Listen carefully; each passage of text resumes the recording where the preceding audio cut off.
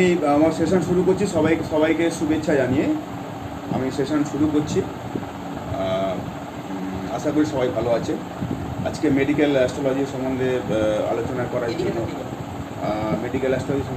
করার জন্য বলা হয়েছে। আমি মেডিকেল অ্যাস্ট্রোলজি নিয়ে একটু আলোচনা করব। তাহলে তার আগে আমি মেডিকেল অ্যাস্ট্রোলজি সম্বন্ধে জানতে গেলে আমরা মেডিকেল অ্যাস্ট্রোলজিটা কীভাবে বিচার করব। আমি আগের বারই আলোচনা করেছিলাম একটা চার্টকে কীভাবে বিশ্লেষণ করবো, ফার্স্ট লুকটা কী দেবো, কীভাবে আমরা শুরু করব। এখানেও ঠিক সেরকম মেডিকেল অ্যাস্ট্রোলজির জন্য তার কিছু শুরুয়াত আছে, তার কিছু ইন্ট্রোডাকশান আছে। সেই ইন্ট্রোডাকশানটা কী? প্রথমে আমরা লগ্ন ভাবকে দেখব। সব ক্ষেত্রে আগে লগ্ন ভাবকে দেখতে হবে। লগ্ন ভাবকে দেখব, লগ্নপতির কী অবস্থা, লগ্ন ভাবের কী অবস্থা এবং ষষ্ঠ ভাবের কী অবস্থা, ষষ্ঠপতির কী অবস্থা। কারণ রোগ নির্ধারণ করবে সেটা ষষ্ঠ ভাব থেকে। ষষ্ঠপতি হচ্ছে রোগ কারক। তো যদি লগ্ন ভাব ভালো থাকে, পাওয়ারফুল থাকে, লগ্নপতি পাওয়ারফুল থাকে, আচ্ছা পাওয়ারফুল কতটা হবে না হবে বা কতটা পাওয়ারলেস, এগুলো আশা করি সবাই কম বেশি জেনেছে। সেটা নিয়ে আমি আলোচনা করতে যাব না, নাহলে আমি এগুলো যদি আলোচনা করতে যাই তাহলে আমি পিছিয়ে পড়ব। অর্থাৎ আমি শুধুমাত্র বলছি পাওয়ারফুল থাকে, লগ্নভাব যদি পাওয়ারফুল থাকে, লগ্নপতি যদি পাওয়ারফুল থাকে এবং ষষ্ঠপতি যদি পীড়িত না থাকে, ষষ্ঠ ভাবটা বা ষষ্ঠপতি যদি পীড়িত না থাকে, তাহলে তার সেই ব্যক্তির খুব একটা রোগ ব্যাধি হবে না। আর হলেও হ্যাঁ, শুধু তাই নয়, রবিকেও দেখতে হবে, চন্দ্রকেও দেখতে হবে। রবি, চন্দ্র, ষষ্ঠপতি, ষষ্ঠ ভাব, লগ্নপতি, লগ্নভাব, এগুলোকে আমাদের আগে দেখে নিতে হবে। যদি এগুলো একটা ভালো কন্ডিশনে থাকে তাহলে কিন্তু তার রোগ ব্যাধি খুব একটা হবে না। তখন দেখলেন একটা চার্টে দেখলেন এই যে 4th হাউসে এটা রয়েছে, ওটা রয়েছে, নবাংশ চার্টে আপনার 4th হাউসটা ক্লিয়ার রয়েছে, তাহলে আপনি কেউ সেখানে বলতে পারেন না তার মানসিক রোগ হবে বা তার মানসিক মেন্টাল ডিজঅর্ডার হবে ইত্যাদি ইত্যাদি। এটা কিন্তু বলা যাবে না। অর্থাৎ আমরা অনেকগুলো চার্টে সেই জায়গাটা দেখব, তারপরে আমাদের জায়গাটা আসতে হবে। যদি এগুলো ভালো থাকে তাহলে কিন্তু যে জায়গাটা গোচর দশা অন্তদশা কিছুটা ডিস্টার্ব করবে, কিন্তু সার্বিক ডিস্টার্বটা হবে না। একটা রোগ যাকে বলা হয় রোগে ভুগে মারা যাওয়া, প্লাস মেন্টাল ডিজঅর্ডার হয়ে যাওয়া, তো পাগল হয়ে যাচ্ছে, এরকম যেসব বড় বড় জটিল রোগের কথাটা বলছি, আমি সেই রোগের কথাই বলছি। মানুষ দেহ আমাদের রক্ত মাংসের শরীর, আমাদের শরীরে রোগ থাকবে কম বেশি। তবে যদি লগ্নপতি, আবার বলছি, লগ্নপতি পাওয়ারফুল থাকে, লগ্নভাব পাওয়ারফুল থাকে, ষষ্ঠপতি যেন পীড়িত না হয়, আর লগ্নপতিকে যেন ষষ্ঠপতির ক্ষমতাটা বিট না করে যায়। লগ্নপতির ক্ষমতা, লগ্নভাবের ক্ষমতাটা সবসময় বিষ থাকবে দেন ষষ্ঠপতি, ষষ্ঠ ভাব। ষষ্ঠপতি থেকে এটা কিন্তু এরা একটু লগ্নভাবটা পাওয়ারফুল হতে হবে, লগ্নপতিটা পাওয়ারফুল হতে হবে ইত্যাদি। তো আমি কতগুলো ছোট ছোট নিয়ম বলে দিচ্ছি। আমরা এখানে দেখতে পাচ্ছি এমফিল আছেন, পিএইচডি আছেন, এমএ হয়তো আছেন, আমি দেখতে পাচ্ছি না স্ক্রিনে কারা কারা আছেন। আর যাই হোক, সব মিলিয়ে 22 জন আছেন। তবুও মনে করছি আমি যে এমএও আছেন। তো এখানটায় আমাদের অফলাইনে, অর্থাৎ সেখানে স্কুলে যে ক্লাসগুলো হতো সেখানটায় সেই সুযোগটা হয়নি এই করোনার পরিমণ্ডলের জন্য বা করোনার দয়ায় বলুন, যাই হোক। তো সেই জায়গায় আমরা যেতে পারিনি, তার জন্য আমরা ডিটেলস জায়গাটা দিতে পারিনি বা দেওয়া যায়নি। আর অনলাইনে বসে যদি ডিটেলস জায়গাটা আমরা দিতে থাকি তাহলে, বা অর্থাৎ নোট কিছু দরকার আছে, অ্যানাটমি ফিজিওলজির ব্যাপারটা আছে, সেটা কিন্তু সম্ভব হবে না এখান থেকে। আপনারা এটা করতে গেলে দীর্ঘ সময়ের ব্যাপার, অ্যানাটমি ফিজিওলজির পার্টটা আমাদের বুঝতে হবে, জানতে হবে, সেটা কিন্তু অনেক সময় সাপেক্ষ। কিন্তু আজকে এই 1.5 ঘন্টা 1 ঘন্টার ক্লাসে কিন্তু সেটা সম্ভব নয়। আমি ছোট ছোট কিছু জিনিসগুলো বলছি, নিয়মটা। অ্যানাটমি ফিজিওলজি পার্টটাও আপনারা কিন্তু নেটে গুগলে কিন্তু সার্চ করে আপনারা দেখতে পারেন কোন রাশিতে কোন অঙ্গ পড়ছে, কালপুরুষের পরিপ্রেক্ষিতে, লগ্নের পরিপ্রেক্ষিতে, এগুলো কিন্তু দেখতে পারেন। আর আমি যে অ্যাস্ট্রোলজিটা করছি, অর্থাৎ আমি যে মেডিকেল অ্যাস্ট্রোলজিটা করাচ্ছি, তাতে আমার থেকে যে জিনিসটা এন্টারটা নিতে গেলে সময় সাপেক্ষ এবং একটা কন্টিনিউ একটা আমার অনলি ফর মেডিকেল অ্যাস্ট্রোলজি এবং কন্টিনিউ ক্লাস খুব দরকার আছে। এটা আমি ফিল করছি এবং আমি সেটা বোঝাবার চেষ্টা করছি। যাই হোক, আমি রোগ নির্ণয়ের কিছু সূত্রাবলী বলছি। প্রথম কথা হচ্ছে, লগ্নপতি গ্রহ যদি পাপ পীড়িত হয়, লগ্নপতি গ্রহ যদি পাপ পীড়িত হয়, তাহলে কিন্তু সেই লগ্ন, যে লগ্নটা হবে, মানে লগ্ন কালপুরুষের যে অঙ্গটাকে নির্দেশ করছে, সেই নির্দিষ্ট অঙ্গে তার কিন্তু রোগের একটা অন্তর্নিহিত অঞ্চল থাকবে। যেরকম আমি ধরি, মেষ লগ্নের অধিপতি মঙ্গল, সে যদি পীড়িত থাকে বা দুর্বল থাকে, একাধিক পাপ পীড়িত হয়ে যায়, নিচস্থ হয়ে যায়, তাহলে কিন্তু তার মস্তিষ্ক সংক্রান্ত তার একটা সমস্যা থাকবে। অর্থাৎ যেহেতু আমাদের কালপুরুষের মস্তিষ্ক অঞ্চল সেটা মেষ রাশি, সেটাকে আমরা ধরছি। আবার একইভাবে যদি কর্কট রাশি, কর্কট লগ্নের অধিপতি চন্দ্র যদি পাপ পীড়িত থাকে, তাহলে কিন্তু বক্ষ সংক্রান্ত, চেস্ট ওরিয়েন্টেড ডিজিজ, সেটা চেস্টের মধ্যে অনেক কিছু ভাগ আছে, হার্টও আছে, লাং আছে, সেখানটায় এর মধ্যে আবার অনেক রকম রোগ আছে, লাংসে জল জমে যাওয়া, প্লুরিসি ইত্যাদি ইত্যাদি অনেক কিছুই আছে এর মধ্যে। তো সেগুলো ডিটেলসে আমরা পরে যাবো যখন আমরা চার্টে অ্যানালাইসিস করব।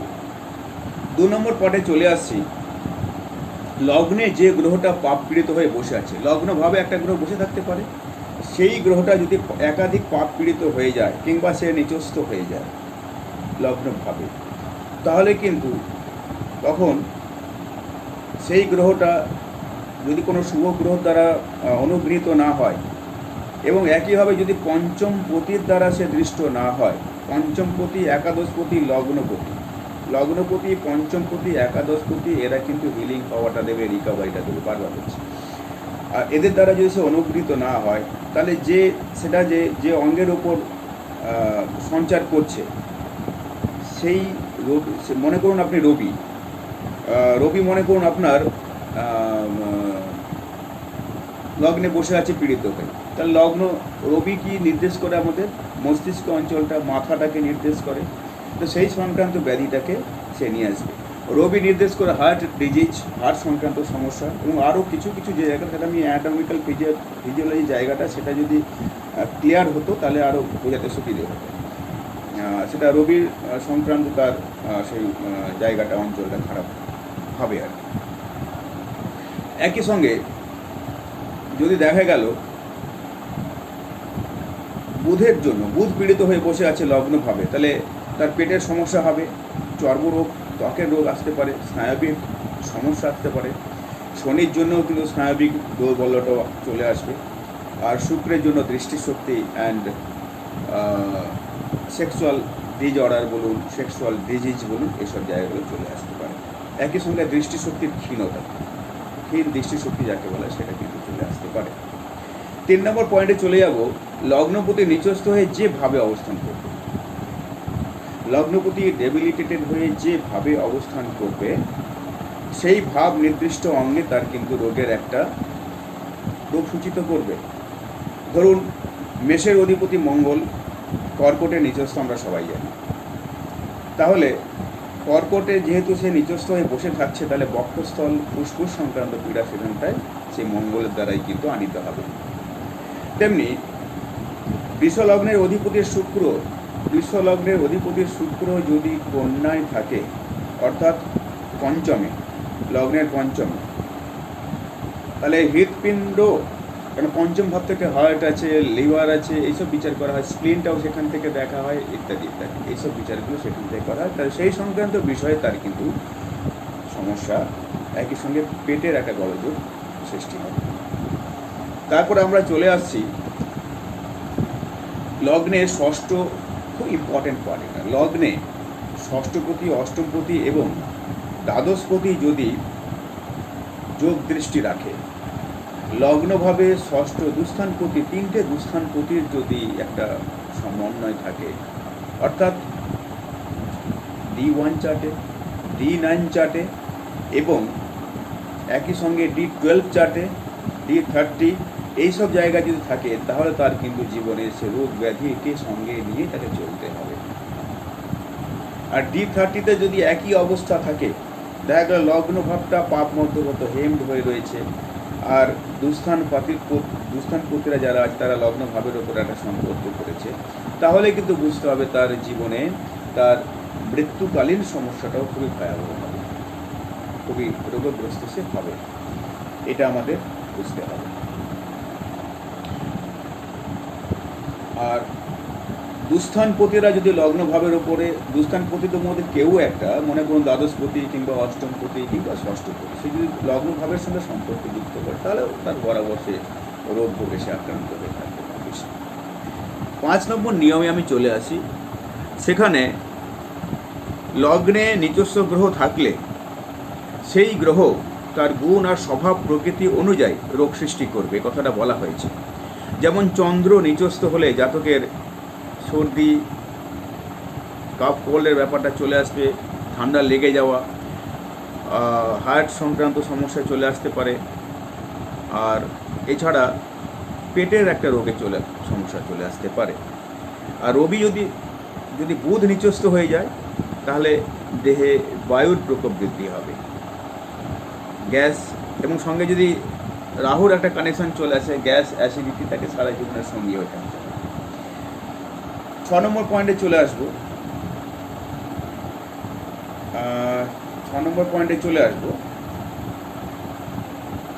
লগ্নপতি যদি অষ্টমে থাকে, লগ্নপতি যদি অষ্টমে থাকে এবং একই সঙ্গে সে যদি পাপগ্রহ দ্বারা যোগ দৃষ্টি পায়, আর লগ্নপতি যদি অষ্টমভাবে চলে যায়, তার জীবনে কিন্তু ছোট হোক বড় হোক, সে কিন্তু ছোট হোক বড় হোক দুর্ঘটনার মধ্যে সে পড়বে।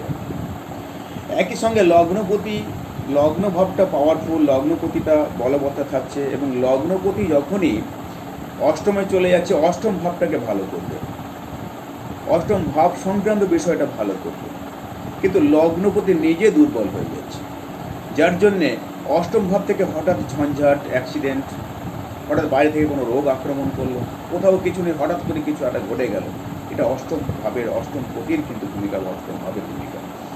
সেই জন্য বলা হচ্ছে লগ্নপতি যদি অষ্টম ভাবে চলে যায় তাহলে কিন্তু আর রোগের একটা সমস্যা থাকছে। লগ্নপতি যদি ষষ্ঠ ভাবের সঙ্গে যদি ক্ষেত্র বিনিময় সম্পর্ক করে তাহলেও কিন্তু রোগ ব্যাধির একটা সমস্যা থাকছে, সমান একটা সমন্বয় থাকবে।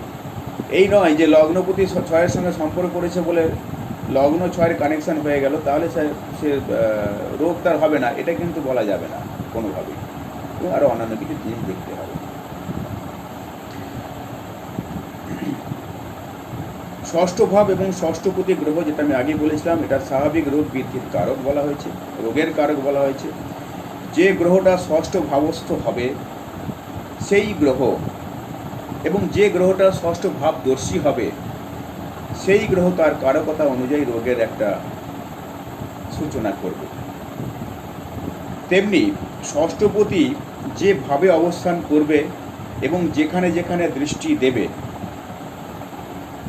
প্রসঙ্গক্রমে বলে রাখি, যদি শুভ গ্রহ ষষ্ঠপতি হয়, ষষ্ঠপতি রোগকারক বলা হয়েছে, ষষ্ঠপতি যেখানে অবস্থান করবে এবং যেখানে দৃষ্টি দেবে, ষষ্ঠপতি কোন আমি যে কন্ডিশনটা আগে বলেছি, ষষ্ঠ ভাব লগ্নভাব যদি বলবত্তা লাভ করে তাহলে সেই জায়গাটা খুব একটা সমস্যা হচ্ছে না। যদি পীড়িত হয়, ষষ্ঠপতি লগ্নভাব দুর্বল হয়, তাহলে ষষ্ঠপতি যেখানে অবস্থান করবে এবং যেখানে যে জায়গাগুলোতে দৃষ্টি দেবে সেই জায়গায় রোগ এবং রোগের উপসর্গ দেখা দেবে। একই সঙ্গে বলি, যদি শুভ গ্রহ, প্রসঙ্গক্রমে বলি, যদি শুভ গ্রহ ষষ্ঠপতি হয়, যেখানে অবস্থান করবে, অবস্থানের পরিপ্রেক্ষিতে যেখানে অবস্থান করবে সেই জায়গাটা ডিস্টার্ব করবে, বেশি করে ডিস্টার্ব করবে। আর যদি পাপগ্রহ হয়, পাপগ্রহের পরিপ্রেক্ষিতে যেখানে দৃষ্টি দেবে তার প্রভাবটা সবচেয়ে বেশি। অর্থাৎ আমরা জানি পাপগ্রহ যেখানে দৃষ্টি দেয়, যেখানে অবস্থান করে, অবস্থানের পরিপ্রেক্ষিতে, অবস্থানের ক্ষেত্র থেকে যেখানে দৃষ্টি দেয় সেই জায়গাটা বেশি খারাপ করে, অনিষ্ট করে। আর সে একই সঙ্গে আর লগ্নপতি, এই ষষ্ঠপতি যদি শুভগ্রহ হয় এবং সে যেখানে অবস্থান করবে সেই জায়গাটা খারাপ করবে বেশি করে। এবং আরও বলা হয়েছে যে ষষ্ঠ ভাবদর্শী যে গ্রহটা বা ষষ্ঠ ভাবে যে গ্রহটা বসে থাকবে সেও কিন্তু যে ভাবের কারক, যে জায়গার অধিপতি, সেই সংক্রান্ত তার রোগের একটা সূচনা করবে। ষষ্ঠপতি আর একাদশপতি বলা হয়েছে একটা দুর্ঘটনার কারক, ষষ্ঠপতি একাদশপতি। এবার একটা প্রশ্ন থাকতে পারে, আমি তো বলছি একাদশপতি তাকে হিলিং পাওয়ার দেবে, আবার একাদশ কেন? একাদশের সঙ্গে যারা সম্পর্ক যুক্ত হবে, একাদশে হিলিং পাওয়ার দেবে, ঠিক কথা, রিকভারি দেবে, একা দিতে পারবে না, পঞ্চমটাকে বিশেষ দরকার। পঞ্চমটা কেন? তার যুক্তিটা হচ্ছে পাঁচের দ্বাদশ বলে আমি ছয়ের দ্বাদশ বলে পঞ্চম ভাবটাকে বিশেষ করে আমাকে গুরুত্ব দিতে হবে। একই সঙ্গে লগ্ন ভাবটা সর্বৈব ভালো, আর একাদশপতি যদি 6-11 কানেক্টেড হয় তাহলে, বা 6-11 ষষ্ঠপতি একাদশে আছে, একাদশপতি ষষ্ঠে আছে, তাহলে এই জায়গাটা কিন্তু তার মধ্যে একটা দুর্ঘটনার জায়গাটা চলে আসবে, রোগের সম্ভাবনা রয়েছে। কারণ এই একাদশ ভাবটা হচ্ছে 6-এর 6, 6 অফ 6, সেই জন্য এই জায়গাটা কিন্তু তার খারাপ হতে পারে। আবার ষষ্ঠপতি যদি একই সঙ্গে সে 5-11 সম্পর্ক হয়ে গেল, তাহলে কিন্তু ষষ্ঠ ভাবের সঙ্গে বা লগ্ন ভাবের সঙ্গে 5-11 সম্পর্ক যুক্ত হলো, তাহলে তাকে রোগের রিকভারিটাও দেবে, পাশাপাশি রোগ হলেও রোগের রিকভারিটাও দেবে একই সঙ্গে। ষষ্ঠপতি গ্রহ যদি শনি রাহুর সঙ্গে সম্বন্ধ করে, ষষ্ঠপতি গ্রহ শনি রাহু, বিশেষ করে শনি রাহু মঙ্গল, এরাই কিন্তু সমস্যাটা বেশি করে। আর কন্যা লগ্ন মিথুন লগ্নের জন্য বৃহস্পতি সবচেয়ে বেশি সমস্যা করবে। কন্যা লগ্ন, আবার বলছি, কন্যা লগ্ন মিথুন লগ্নের জন্য বৃহস্পতি সবচেয়ে বেশি সমস্যা করবে মারক বাধক হিসেবে। আবার মীন রাশি আর ধনু রাশির জন্য সেই রকমভাবে বুধ সবচেয়ে বেশি সমস্যা করবে রোগ ব্যাধির জন্য, এটাও মাথায় রাখতে হবে। শুভগ্রহ হলেও কিন্তু তার নিষ্কৃতি নেই। ওকে, এবার আমরা চলে আসব এরপরে ষষ্ঠপতির সঙ্গে শনি এবং রাহু যদি সম্বন্ধ করে, বা শনি বা রাহু সম্বন্ধ করে, তাহলে সবচেয়ে বেশি পীড়াদায়ক বলা হয়েছে, রোগের প্রকোপ বাড়বে। আর যদি কেতুর সঙ্গে সম্পর্ক হয় তাহলে জটিল রোগের একটা সমন্বয় সৃষ্টি করবে, জটিল রোগের একটা কারণ হবে, যে রোগটা খুব সহজে ডাক্তারও হয়তো ধরতে পারবে না, একটা অ্যালুপ রাখবে। কেন? কেতুটা সবসময় আমরা জানি একটা গোপনীয়তার কারণ, সেই জন্য এটা সেই ভাবটা দেবে। একই সঙ্গে আমরা চলে আসব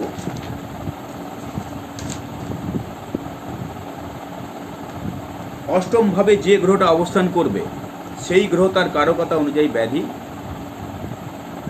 নিয়ে আসবে বা ব্যাধি উৎপন্ন করবে।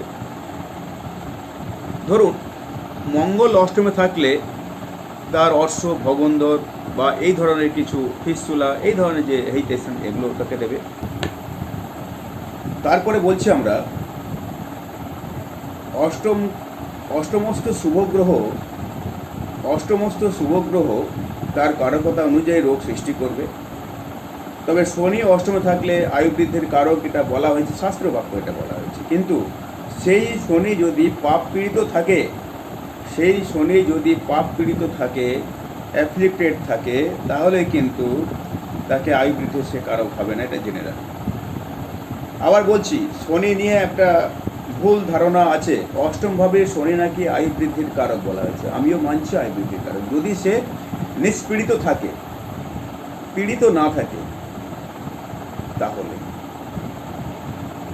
তার আগে নয়। দেখা গেলো একাধিকভাবে পীড়িত আছে, সেই শনি তাকে কিন্তু আয়ু বৃদ্ধির কারক সে হতে পারে না। তারপরে আমরা চলে আসব লগ্নপতি গ্রহ রবি সহযোগে দ্বাদশে অবস্থান করে। যদি লগ্নপতি গ্রহ রবি সহযোগে দ্বাদশে অবস্থান করে কিংবা দ্বাদশপতির সহিত সম্পর্ক করে, তাহলে জাতকের স্বাস্থ্য এবং স্বাস্থ্য সুখটা তার ব্যাহত হবে, স্বাস্থ্য তার হানির কারণ হবে। শনি রাহু বৃহস্পতি ইত্যাদি ধীর গতিসম্পন্ন গ্রহ দ্বাদশে থাকলে বা দ্বাদশপতির সহিত সম্বন্ধ করলে রোগের বাড়াবাড়ি বশত হাসপাতাল বা নার্সিং হোমে তাকে ভর্তি হতে হবে। তারপরে চলে আসব চন্দ্র, রবি, বুধ, শুক্র, এগুলো কুইক মুভ করছে, অর্থাৎ দ্রুতগামী গ্রহ, ক্ষণস্থায়ী রোগের কারক বলা হয়েছে। অন্যদিকে শনি, রাহু, কেতু, বৃহস্পতি, এরা দীর্ঘস্থায়ী রোগের কারণ বলা হয়েছে, দীর্ঘস্থায়ী এবং জটিল রোগের কারক বলা হয়েছে। রাশিচক্রে সবচেয়ে শেষে একটা কথা বলি, রাশিচক্রে কন্যা রাশি এবং মীন রাশি সবচেয়ে বেশি সেন্সিটিভ। জলরাশিগুলো সেন্সিটিভ হয়, অর্থাৎ তার মধ্যে জলরাশির মধ্যে আমাদের কর্কট রাশি আসছে, বৃশ্চিক রাশিও আসবে, একই সঙ্গে আমাদের মীন রাশিটাও আসবে। তাহলে আর একই সঙ্গে যেহেতু কালপুরুষের ষষ্ঠ ভাবটা হচ্ছে কিন্তু ভার্গো সাইন কন্যা রাশি, এই কন্যা রাশিটা সবচেয়ে বেশি সেন্সিটিভ। আর সংবেদনশীল যাকে বলা হচ্ছে সবচেয়ে বেশি মিন ও সংবেদনশীল এই জায়গাটা। এইভাবে আমাদের প্রথমে কিন্তু দেখতে হবে, অর্থাৎ যেটা কনক্লুশনে দাঁড়ালো, ষষ্ঠ ভাবকে দেখব কোথায় অবস্থান করছে, ষষ্ঠ পতি কোথায় অবস্থান করছে, কোথায় কাদের কাদের সঙ্গে সম্পর্কযুক্ত হচ্ছে, ষষ্ঠ পতির সঙ্গে কারা সম্পর্কযুক্ত হচ্ছে, ষষ্ঠ ভাবকে কারা দৃষ্টি দিচ্ছে, কোন কোন গ্রহ, সেই গ্রহগুলো যে যে ভাবের কারক, সেই অঙ্গ সূচিত অঙ্গে তার রোগ বা রোগের উপসর্গ থাকবে। একই সঙ্গে বলি, ষষ্ঠপতি যে ভাবে থাকবে সেই ভাবে তার রোগের একটা সমন্বয় সৃষ্টি হবে। আর এইভাবে আমাদের কিন্তু প্রথমে দেখতে হবে। আমি এখানে এবার একটা চার্টকে প্রেজেন্ট করছি। আমি একটা চার্ট নিয়ে একটা আলোচনা করব, একটা চার্ট নিয়ে হয়তো সময় থাকলে একাধিক চার্ট, আরও অন্যান্য চার্ট নিয়ে আলোচনা করব। তো আমি একটা রোগের সম্বন্ধে একটা আলোচনা করছি। আমরা রোগটা কীভাবে নির্ণয় করবো, এবং রোগের নামটা আমি আগে বলে দিচ্ছি। রোগটা সম্বন্ধে আমরা কীভাবে আমরা আলোচনা করব এবং রোগটা কীভাবে দেখব সেটা আমি একটা চার্টের সাহায্যে এটা আলোচনা করছি। রোগের নামটা হচ্ছে সিজোফ্রেনিয়া। সিজোফ্রেনিয়াটা একটা মানসিক রোগ। আমরা এই মেন্টাল যে সমস্যাটা, এই মেন্টাল সমস্যাটা 100% আমি বলব প্রত্যেক মানুষের কম বেশি থাকে। মানসিক সমস্যাটা প্রত্যেক মানুষের একদম নিপাট কখনো ভালো থাকবে না। একটা মানুষ কখনো আজকালকার সমাজে ফুরফুরে মেজাজে থাকতে পারে না, অর্থাৎ সমাজ তাকে প্রোভাইড করে, বাড়ির পরিবেশ প্রোভাইড করে, বাড়ির আশেপাশের লোকজন প্রোভাইড করে, স্কুল পরিবেশ প্রোভাইড করে, তার কর্ম পরিবেশ তাকে প্রোভাইড করে, সব জায়গা থেকে সে প্রোভাইডেড হচ্ছে। অর্থাৎ আমাদের বর্তমান সমাজটা কিন্তু খুব একটা ভালো ভাবে নেই। সমাজের জায়গাটা খুব একটা অনেক জায়গায় কলুষিত হয়ে রয়েছে, অনেক জায়গাটা খারাপ হয়েছে। পূর্বের দিনের কথা আজকের দিনের কথা অনেক তফাৎ, আকাশ পাতাল তফাৎ আছে। সেই জন্য বলছি, অর্থাৎ মেন্টাল সমস্যা, মানসিক একটা সমস্যা, এটা কম বেশি সবাইকে সঙ্গী করে বয়ে বেড়াতে হচ্ছে। আপনারা স্ক্রিনে একটা চার্ট দেখতে পাচ্ছেন। আগে কেউই জানতাম না, পরে জেনেছি যখন তিনি অসুস্থ হয়ে গেছেন, এখানে ওখানে ভবঘুরে হয়ে যখন টোটালি ম্যাড হয়ে গেছেন, তখন যেখানে সেখানে বসে আছেন, তাকে যখন কেউ দেখতে পেয়েছে, চিনতে পেরে, তখন আমরা জানতে পারলাম এই লোকটা এরকম। তাহলে আমরা আমাদের ঘরের লোককে চিনি না, আমরা দেশের লোককে চিনি না, দেশের লোককে আমরা কদর দিতে জানি না, দেশের যে ব্যাপারটা, দেশের পণ্ডিত লোকদের আমরা কদর দিতে জানি না। এটা আমাদের খুবই দুঃখের বিষয়। যাই হোক, এইবার এখানে চলে আসি। লগ্ন বৃহস্পতি, লগ্ন বুধ চন্দ্র, লগ্ন বুধ চন্দ্র আর রবি সবই মীন রাশিতে আছে। লগ্ন আছে পূর্ব ভাদ্রপদ অর্থাৎ 26 নম্বর, বুধ আছে রেট্রো বুধ আছে উত্তর ভাদ্রপদ অর্থাৎ শনির নক্ষত্র 26, চন্দ্র আছে উত্তর ভাদ্রপদ এটাও 26, রবি আছে রেবতী নক্ষত্র এটা 27, শুক্র আছে দ্বিতীয়ভাবে অশ্বিনী নক্ষত্রে, শুক্র আছে দ্বিতীয়ভাবে অর্থাৎ মেষে অ্যারিজে অশ্বিনী নক্ষত্রে। মিথুনে চলে আসুন জেমিনাইতে, সেখানে রাহু আছে মৃগশিরা নক্ষত্রে, শনি আছে পুনর্বসু নক্ষত্রে। জেমিনাইতে 3টে গ্রহ আছে, রাহু আছে মৃগশিরা অর্থাৎ 5 নম্বর নক্ষত্র, শনি আছে পুনর্বসু 7 নম্বর নক্ষত্র, আর মঙ্গল আছে সেও 7 নম্বর নক্ষত্র। 7 নম্বর নক্ষত্র অর্থাৎ জেমিনাইতে এটা রয়েছে, মিথুন রাশিতে এটা হয়ে রয়েছে। বৃহস্পতি রেট্রোগ্রেড বৃহস্পতি গুলিক যুক্ত হয়ে রয়েছে, গুলিকটাকে আমাকে মানতে হয়। দেখি আমি গুলিকটাকে, যদিও এখানে এদের কোনো গুলিক বলে কোনো গ্রহ নেই। রাহু কেতুকে যখন গ্রহ আমরা, তার অস্তিত্ব নেই, কিছু ছায়া গ্রহ, কিছু ছায়া, কিছু অদৃশ্য কিছু সমস্যা সৃষ্টি করে, সেখানেও কিন্তু সেই এইগুলো চলে আসে। এছাড়াও পঞ্চ অপ্রকাশ গ্রহর ব্যাপারটা রয়েছে, সেগুলো আমরা কালচারের মধ্যে আসছি না, কেন এত যদি করতে আসি তাহলে কিন্তু আলটিমেটলি একটা প্রেডিকশানে কোনো ভালো জায়গা পাবো না, সবই খারাপ পাবো, একটা মানুষের কিছুই ভালো পাবো না। এই ব্যাপারটার জন্য আমরা পঞ্চ অপ্রকাশ গ্রহটাও সেটা জানতে হবে, জানা উচিত, সেটাও ধরি না। তো গুলিক আর মান্দি, অর্থাৎ গুলিকটাকে বেশি করে দেখতে হবে। গুলিক মান্দি হচ্ছে এটা শনির দুজন পুত্র। আবার অনেক সময় অনেকে এই মান্দিকে গুলিক বলে ব্যাখ্যা করছেন, অর্থাৎ মান্দিকেই গুলিক বলে ব্যাখ্যা করছেন, তবে আমি কিন্তু গুলিকটাকে ভীষণভাবে মানি। বৃহস্পতি এখানে গুলিক যুক্ত হয়েছে, বৃহস্পতি চিত্রা নক্ষত্র অর্থাৎ মঙ্গলের নক্ষত্র, গুলিকটাও আছে বিশাখা নক্ষত্র অর্থাৎ বৃহস্পতি নক্ষত্র। কেতু আছে, অর্থাৎ এটা যেটা আছে তুলা রাশিতে কেতু আছে মূলা নক্ষত্রে, সেটা সবাই জানেন স্যাগিটেরিয়াসে হবে। কেতু আছে মূলা নক্ষত্রে। D9টা বলে দিচ্ছি। লগ্ন আছে কর্কট লগ্ন, আর ভার্গতে কন্যায় আছে বুধ, লিব্রা, তুলাতে আছে রাহু বৃহস্পতি, আর চন্দ্র আছে বৃশ্চিকে, রবি আছে ধনুতে, কেতু আর শুক্র এটা আছে মেষ রাশিতে, শনি আছে বৃষ রাশিতে, মঙ্গল আর গুলিক আছে কিন্তু এটা মিথুন জেমিনাইতে আছে। এটা হচ্ছে D9 চার্ট গেল। এইবার তার জন্ম হয়েছিল শনির দশাতেই জন্ম হয়েছিল, যেহেতু শনি চন্দ্র আছে শনির নক্ষত্রে মীন রাশিতে। শনি 1 বছর 6 মাস 3 দিন। শনি এই দশাটা লিখতে পারলে একটু ভালো হয়, যারা স্ক্রিনে হয়তো ঠিকমতো বুঝতে পারছেন না বা স্ক্রিনে তো এটা পাওয়া যাবে না, একটু লিখতে পারলে ভালো হয়। এই ফর্মেটটা লিখে রাখা ভালো, এইভাবে করলে কিন্তু সুবিধা হয়। আমি সেভাবে সাজিয়ে করি পাঠে বলতে। আর শনি হচ্ছে 1-6-3, তারপরে বুধ 17 বছর চলে আসবে, 18-6-3 যোগ করে থাকুন। কেতু 7 বছর, সবাই আমরা জানি কার কোন দশার কত বছর। তাহলে 25-6-3 কেতু দশা শেষ হচ্ছে, শুক্রের দশা শুরু হচ্ছে 20 বছর, সেখানে যোগ হবে অর্থাৎ 45-6-3 চলে আসছে। এবার রবি চলে আসবে, এইভাবে পরপর যোগ করতে থাকতে হবে। কেন আমরা জানি এই ভদ্রলোক মারা গেছেন 2019-এ ইদানিং। তার জন্ম হয়েছে 1946 সালে। 1946 মানে সেখানে হচ্ছে 54, আর এখানে হচ্ছে ধরুন 20, 74 বছর, 73 বছর বয়সে তিনি মারা যাচ্ছেন। তো তাঁর হয়েছিল সিজোফ্রেনিয়া। সিজোফ্রেনিয়া রোগটা প্রাথমিক অবস্থায় যেটা হয়, যেটা অনেক সময় মানুষের কি হয়, আমরা মেন্টাল এমনভাবেই একটা ইয়ে করি, অনেক সময় কেউ কথা বলতে বেশি ভালোবাসে না, কেউ একা একা থাকতে ভালোবাসে, কেউ বেশি কথা পছন্দ করে না, কেউ শুধুমাত্র শুধু বকবক করেই যাচ্ছে, অহেতুক বকবক করে যাচ্ছে। এগুলো সবই কিন্তু সিজোফ্রেনিয়ারই একটা লক্ষণ। হ্যাঁ, মানুষের স্বাভাবিক জ্ঞান বুদ্ধি ইচ্ছা শক্তি আর আবেগ, মানুষের স্বাভাবিক জ্ঞান বুদ্ধি ইচ্ছা শক্তি আর আবেগের মধ্যে একটা সামঞ্জস্য, একটা সমন্বয় থাকে, এবং এই সমন্বয় যখন ব্যতিক্রম ঘটে তখনই কিন্তু সমস্যার সৃষ্টি হয়। অর্থাৎ যে কোনো মানসিক রোগের একটা সমস্যা সৃষ্টি হয়। সিজোফ্রেনিয়া অবভিয়াসলি একটা মেন্টাল ডিজিজ।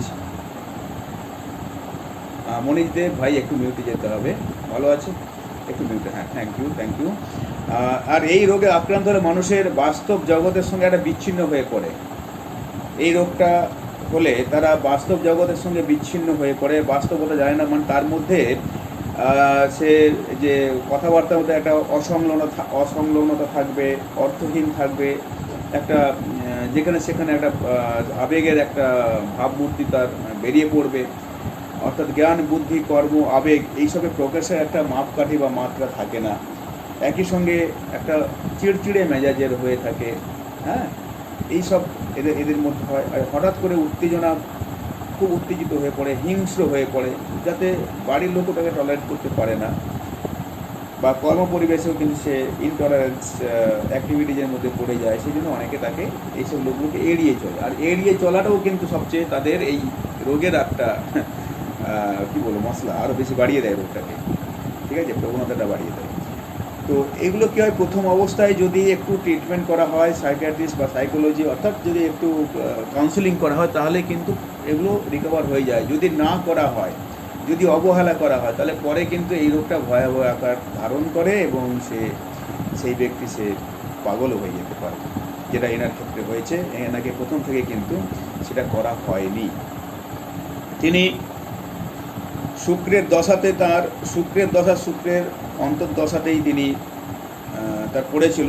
অর্থাৎ কেতুর দশা যখন জন্ম সম্পদ বিপদ, কেতুটা কিন্তু বিপদ নক্ষত্র, কেতুর দশাতেই তার কিন্তু সূত্রপাত হয়েছে রোগের, সেটা বোঝা যায়নি। আর তার প্রতিফলন হচ্ছে কিন্তু শুক্রের দশাতেই, তার প্রতিফলন হচ্ছে শুক্রের দশাতে। আমি কম্বিনেশনটা যাইনি, এখনও যাবো। কী কম্বিনেশন আমাদের দেখতে হবে, আমি সূত্রটা কিন্তু কম করে বলবো, সেই সূত্রটা মাথায় রেখে আপনাদের চলতে হবে, তাহলে খুব সুবিধে হবে আর কি, সব কিছু হাতড়াতে হবে না। আমি তার এটা একটু বলে দিচ্ছি, ছোট্ট করে একটু কাহিনী বলে দিচ্ছি, বা উইকিপিডিয়াতে গেলে আপনার টোটাল কাহিনীর পুরো একটা বিস্তারিত বিবরণ তার জীবনী সম্বন্ধে আপনারা বুঝতে পারবেন, জানতে পারবেন কি কত বড় একজন মহান ব্যক্তি ছিলেন, কত বড় ম্যাথমেটিশিয়ান ছিলেন। অর্থাৎ এই ম্যাথমেটিশিয়ান যে ছিলেন, সেই কম্বিনেশনটাও আমি এখানে দেখাবো, কেন ছিলেন, কেন হয়েছিলেন। তো 1973 সালে যখন এই শুক্রের দশায় চলে আসলো, শুক্র সেটা ছিল 1971 থেকে 1991, এই সময়টা ছিল তার শুক্রের পেজ। আর 1973 সালে তিনি বিয়ে করেছেন, 1976 সালে ডিভোর্স হয়ে গেছে। এর ইন বিটুইন তার এই মেজাজটা কিন্তু হয়েছে, তাকে তার স্ত্রীও টলারেট করতে পারেননি, তিনি তাদের মধ্যে তিনি বেরিয়ে গেছেন, তিনি ডিভোর্স হয়ে গেছে, তাদের ডিভোর্স হয়ে গেছিল, বেরিয়ে গেছে। তো এরপরে চন্দ্রের শুক্র আর চন্দ্রের দশা অন্তর্দশাতেই শুক্র আর চন্দ্রের দশা অন্তর্দশাতে তাকে ট্রিটমেন্টে তিনি যান, দীর্ঘদিন চিকিৎসা হন। তারপরে তাঁর বোধহয় কোনো ভাই ছিলেন, ভাই তাকে পুনে নিয়ে যাচ্ছিলেন। এর মাঝখানে ইয়ে আছে, যতটুকু কাহিনিটা জানি বা কাহিনিটা আপনার উইকিপিডিয়াতে পেয়ে যাবেন, তিনি সেখান থেকে পুনে যাওয়ার পথে ট্রেন থেকে নেমে চলে যান নিরুদ্দেশ হয়ে। তারপর আবার 3 বছর না 4 বছর পরে খুঁজে পাওয়া গেছিলো বিহারে কোনো একটা জায়গায়। তিনি এরকম করে বারে বারে নিরুদ্দেশ হয়ে যাচ্ছিলেন। তো ততক্ষণে রোগটা খুব বাড়াবাড়ি জায়গায় চলে গেছে, তিনি ঘরে থাকতেই চাইছেন না। এবার আমরা চলে আসবো চিকিৎসা জ্যোতিষে। এটা আমরা কীভাবে দেখব, ফর্মুলাটা চলে আসি। চিকিৎসা জ্যোতিষে আমরা প্রথমে রবিকে দেখব। রবি মস্তিষ্কের কারক, মস্তিষ্ক কোষের কারক। রবিকে আমরা আগে দেখব। রবি কী করে? স্বাভাবিক স্বাস্থ্য, মস্তিষ্ক, ইচ্ছা শক্তি তথা জীবনে শৃঙ্খলার কারক। শৃঙ্খলার কারক কিন্তু ডিসিপ্লিনারি কারক প্ল্যানেট হচ্ছে কিন্তু রবি, এটা মাথায় রাখতে হবে। চন্দ্র মন, মানসিক আবেগ, অনুভূতি, তার ইমাজিনেশন, তার বেঁচে থাকার আনন্দ, অনুভূতি, এই যে ফিলিংসটা সেটা কিন্তু চন্দ্রই দেবে, চন্দ্র দেয়। আর বুধ কী করছে? বুধ দিচ্ছে জ্ঞান, বুদ্ধি, বাস্তবিকতা, বাস্তববোধ, স্নায়ুতন্ত্র এবং সামাজিক মেলামেশা। এটা একটা বিশেষ ব্যাপার, সামাজিক মেলামেশা। আর এই সব ধরনের রোগে, মেন্টাল যে ডিজিজটা চলে আসে, তারা কিন্তু সবার সঙ্গে মিশতে পারে না, মিশতে চায় না, কারণ কথাবার্তার মধ্যে কিছুটা অনেক সময় অসংলগ্নতা চলে আসে। কোথায় কি কথাবার্তা বলতে হয় সেটা হতে পারে না, লোকে একে অ্যাভয়েড করে। সেই জন্য তারাও কী করে, ভাই ঠিক আছে আমি কারোর সঙ্গে মিশতে যাব না, ফিল করে। বাট কেন সেটা হচ্ছে সেটা কিন্তু দেখতে চায় না। তাহলে বুধ কী করছে? সামাজিক মেলামেশাটা আমাদের বুধ দেবে। আর বৃহস্পতি দেবে ম্যাচুরিটি, বৃহস্পতি দেয় ম্যাচুরিটি অ্যান্ড দেবে উইজডম, যে পাণ্ডিত্য, যে জ্ঞান, সেটা কিন্তু আমাদের একমাত্র বৃহস্পতি দেয়। তাহলে আমাদের রবি, চন্দ্র, বুধ, বৃহস্পতি এগুলোকে দেখব। অর্থাৎ এই 4টে গ্রহ যদি পীড়িত অবস্থায় থাকে, একাধিকভাবে পীড়িত অবস্থায় থাকে, তাহলে তার সেই সমস্যাটা আসবে, অ্যাটলিস্ট মেন্টাল ডিজিজটা আসবে। লগ্নপতি যদি অষ্টমে চলে যায়, লগ্নপতি এবং চন্দ্র সে যদি অষ্টমভাবে চলে যায়, তাহলে তার মেন্টাল ডিপ্রেশন আসতে বাধ্য, বারে বারে আসবে জীবনে। লগ্নপতি যদি অষ্টমপতির সঙ্গে সম্পর্ক করে এবং একই সঙ্গে ন্যাটাল চার্টে কিংবা নবাংশ চার্টে কিংবা না ন্যাটাল চার্টে, নবাংশ চার্টে শনি, চন্দ্র, রাহুর সম্পর্ক হয়ে থাকে, তাহলে কিন্তু এদের মেন্টাল ডিজঅর্ডার আসতে বাধ্য। কখন আসবে? সেই চন্দ্রের দশায় আসবে। যারা সবচেয়ে বেশি পীড়িত, চন্দ্র মনের কারক। তারপরে আমরা এখানেই শেষ নয়, আমরা কিছু ভাব আসবো। 4টে গ্রহকে বলেছি আমি, ভাব কি আসবো? প্রথমে আমরা চতুর্থ ভাবে চলে আসবো, কেন মনের মাইন্ড, সোর্স অফ মাইন্ড তো আমরা চতুর্থ ভাব থেকে বিচার করছি। মনের উৎপত্তি, উৎস সেটা চতুর্থ ভাব থেকে। আর এই চতুর্থ ভাবটা খারাপ হবে, চতুর্থ ভাবটা পীড়িত হবে, একাধিকভাবে পীড়িত হবে। আর একই সঙ্গে চতুর্থ ভাবের কারক গ্রহ হচ্ছে চন্দ্র। তাহলে চতুর্থ ভাব এবং চন্দ্র পীড়িত হবে, একাধিক অ্যাফ্লিক্টেড হবে ম্যালিফিক প্ল্যানেটসের দ্বারা। আমাদের আবেগ, ইমোশনটা, এটা কিন্তু আমাদের আসছে কোত্থেকে? এটা আমরা আসছে 5th হাউস থেকে। আমরা চতুর্থ ভাবটা মনের কারক গ্রহ বলছি, মনের উৎপত্তিস্থল বলছি, কিন্তু আবেগ, অনুভূতি অর্থাৎ তার ইউটিলাইজেশনের জায়গা, তার প্র্যাকটিলাইজেশনের জায়গা, তার ম্যাটেরিয়ালিস্টিকের জায়গা, সেটা কিন্তু হচ্ছে তার পঞ্চম, তার দ্বিতীয় ভাব, তার বাস্তবায়িত করার জায়গা। সেই জন্য আবেগ, অনুভূতিটা কিন্তু সেখান থেকে পঞ্চম ভাব থেকে বিচার করা হয়। আর পঞ্চম ভাব এবং চন্দ্র, সেটাও দেখব। ডিপ্রেশনটা আসছে পঞ্চম ভাব থেকে, এবং সেটা কখন হয়? সেই পঞ্চম ভাব যদি সেই 8-এর সঙ্গে, পঞ্চম আর চতুর্থ ভাব যদি অষ্টমপতির সঙ্গে সম্পর্ক করে, বা দ্বাদশপতির সঙ্গে সম্পর্ক করে, বা 3টে দুস্থানপতির সঙ্গে সম্পর্ক করে, কিংবা মঙ্গল, রাহু আর চন্দ্রের সঙ্গে, শনির সঙ্গে সম্পর্ক করে, তাহলে কিন্তু তার মধ্যে ডিপ্রেশন একাধিক আছে মানুষের জীবনে, ডিপ্রেশন আসার জন্য একাধিক কানেকশান আমরা পাচ্ছি। মূল কনসেপ্টটা কিন্তু আমি আপনাকে বললাম, কনসেপ্টটা যদি আপনার জানা থাকে, ফাইনাল মানে এটা যদি পরিষ্কার থাকে, তাহলে আপনি কিন্তু সেভাবে নতুন করে আবার কিছু কানেকশান আপনি নিজেও বার করতে পারবেন। মেন্টাল শান্তি, পিসফুল, মেন্টাল পিস যেটাকে বলছে মানসিক প্রশান্তি, সেটা কিন্তু আমরা পাচ্ছি 4th হাউস থেকে, যেটা বললাম। আর চন্দ্র সেটার মালিক। নার্ভাস সিস্টেমটাকে কন্ট্রোল করছে, বুধের আন্ডারে আছে, এবং ষষ্ঠ ভাবটা রোগ কারক, এবং ষষ্ঠ ভাব তাকে কন্ট্রোল করছে।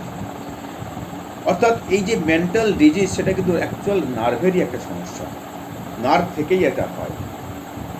অর্থাৎ সেই জায়গাটা থেকে আমাদের নার্ভের কারক গ্রহ, নার্ভাস সিস্টেমটাকে কন্ট্রোল করছে বুধ।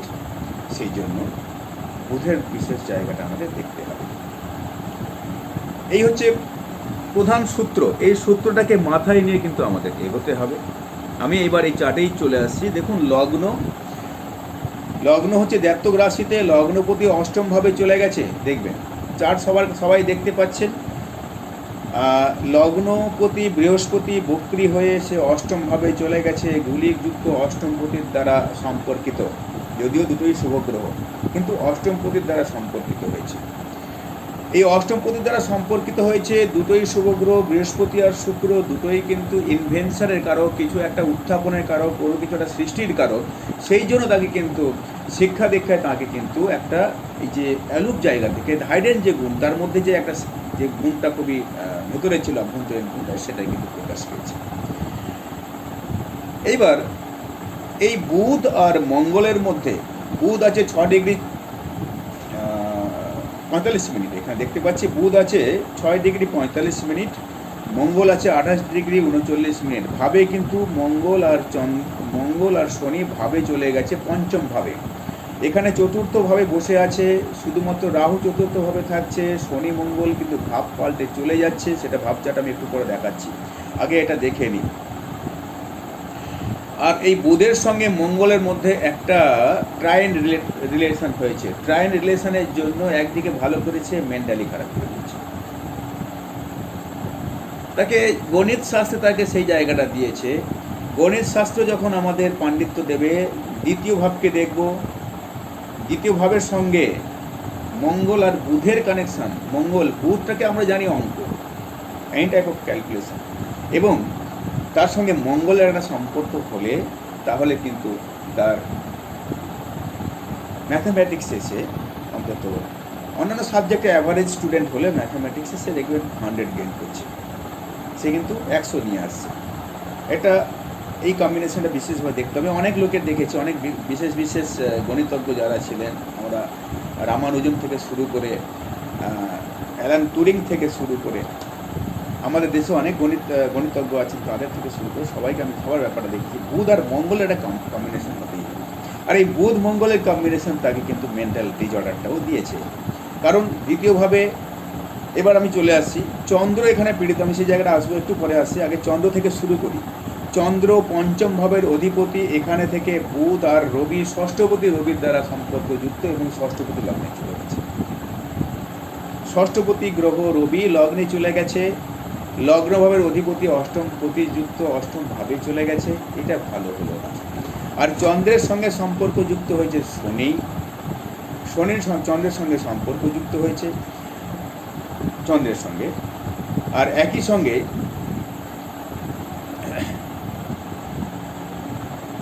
রাহু লগ্নপতিকে দেখছে, আর রাহু লগ্নপতিকে দেখছে, আর বৃহস্পতি লগ্নপতি তথা দশমপতির ভূমিকাটা এখানে আসছে না খুব একটা। লগ্নপতি অষ্টমভাবে গিয়ে সেই রাহু শনি আর মঙ্গলের সঙ্গে সম্পর্ক যুক্ত হয়েছে। বাস এইটুকুই। এইভাবে আমাদের দেখতে হবে। এই কানেকশানগুলো হওয়ার জন্য কিন্তু আর একটা মেন্টাল ডিসঅর্ডার সৃষ্টি হয়েছে, এবং সেটা খুবই মারাত্মকভাবে হবে। শুধুমাত্র D1 না, D9-এ চলে আসবো, D9টা দেখব।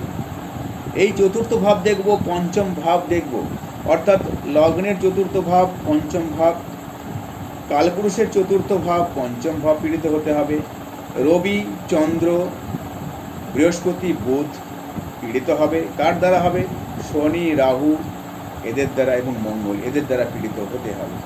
কিংবা দুস্থানপতির দ্বারা পীড়িত হতে হবে, আর ষষ্ঠপতির সঙ্গে সম্পর্কযুক্ত হতে হবে। তাহলেই কিন্তু তার মধ্যে এই মেন্টাল ডিসঅর্ডারটা আসবে। এটা রিকভারি হবে কিনা কী করে বুঝবো? যদি আমি একটা কথা বলেছি, একটা সহজ একটা সূত্র বলে দিচ্ছি, 1, 5 আর 11 এরা যদি ওয়েল কম্বাইন্ড থাকে, ওয়েল ডিসপোজড থাকে, তাহলে ডিসপোজিশনটা ভালো থাকে, এবং সে যদি লগ্নভাবের সঙ্গে সম্পর্ক করে বা ষষ্ঠ ভাবের সঙ্গে সম্পর্ক করে বা ষষ্ঠ ভাবের সঙ্গে এরা দৃষ্টি অ্যাসপেক্ট দেয়, তাহলে কিন্তু তার জায়গাটা রোগ ভোগের থেকে সে নিষ্কৃতি পাবে। সে রোগ ভোগের বাড়ন্তটা সেটা হবে না। আমরা D9 চলে আসবো। হ্যাঁ, যেটা বলছিলাম, মঙ্গল বুধের মধ্যে এই যে কম্বিনেশনটা হচ্ছে, ট্রাইন রিলেশনটা হতে হবে। কিন্তু ট্রাইন রিলেশনটা হওয়ার জন্য বলেছি দুটো পাওয়ারফুল হয়েছে, এবং মঙ্গল বুধের এই কানেকশানটার জন্য মঙ্গল দেখুন দ্বিতীয় ভাবের অধিপতি, সে চতুর্থ ভাবে গিয়ে পঞ্চমের লিঙ্ক করেছে। তাহলে তার বুদ্ধিমত্তার পরিচয়টা সে দিচ্ছে, তার প্রতিভা দিচ্ছে, ট্যালেন্ট দিচ্ছে তাকে। এবং বৃহস্পতির দ্বারা সম্পর্কযুক্ত হয়েছে, যে বৃহস্পতি শুক্রের সঙ্গে সম্পর্কিত, অষ্টমপতির সঙ্গে সম্পর্কিত, সেই বৃহস্পতির সঙ্গে সম্পর্কযুক্ত হওয়ার জন্য তাকে বুদ্ধি, ট্যালেন্ট, তার সেই প্রতিভাটা প্রচুরভাবে দিয়েছে। এবং অঙ্ক, ম্যাথমেটিক্স সাবজেক্টটার ওপরেই কিন্তু বেশি করেই তাকে সেই বুদ্ধিটা দিয়েছে। এবং আমরা চলে আসবো এবার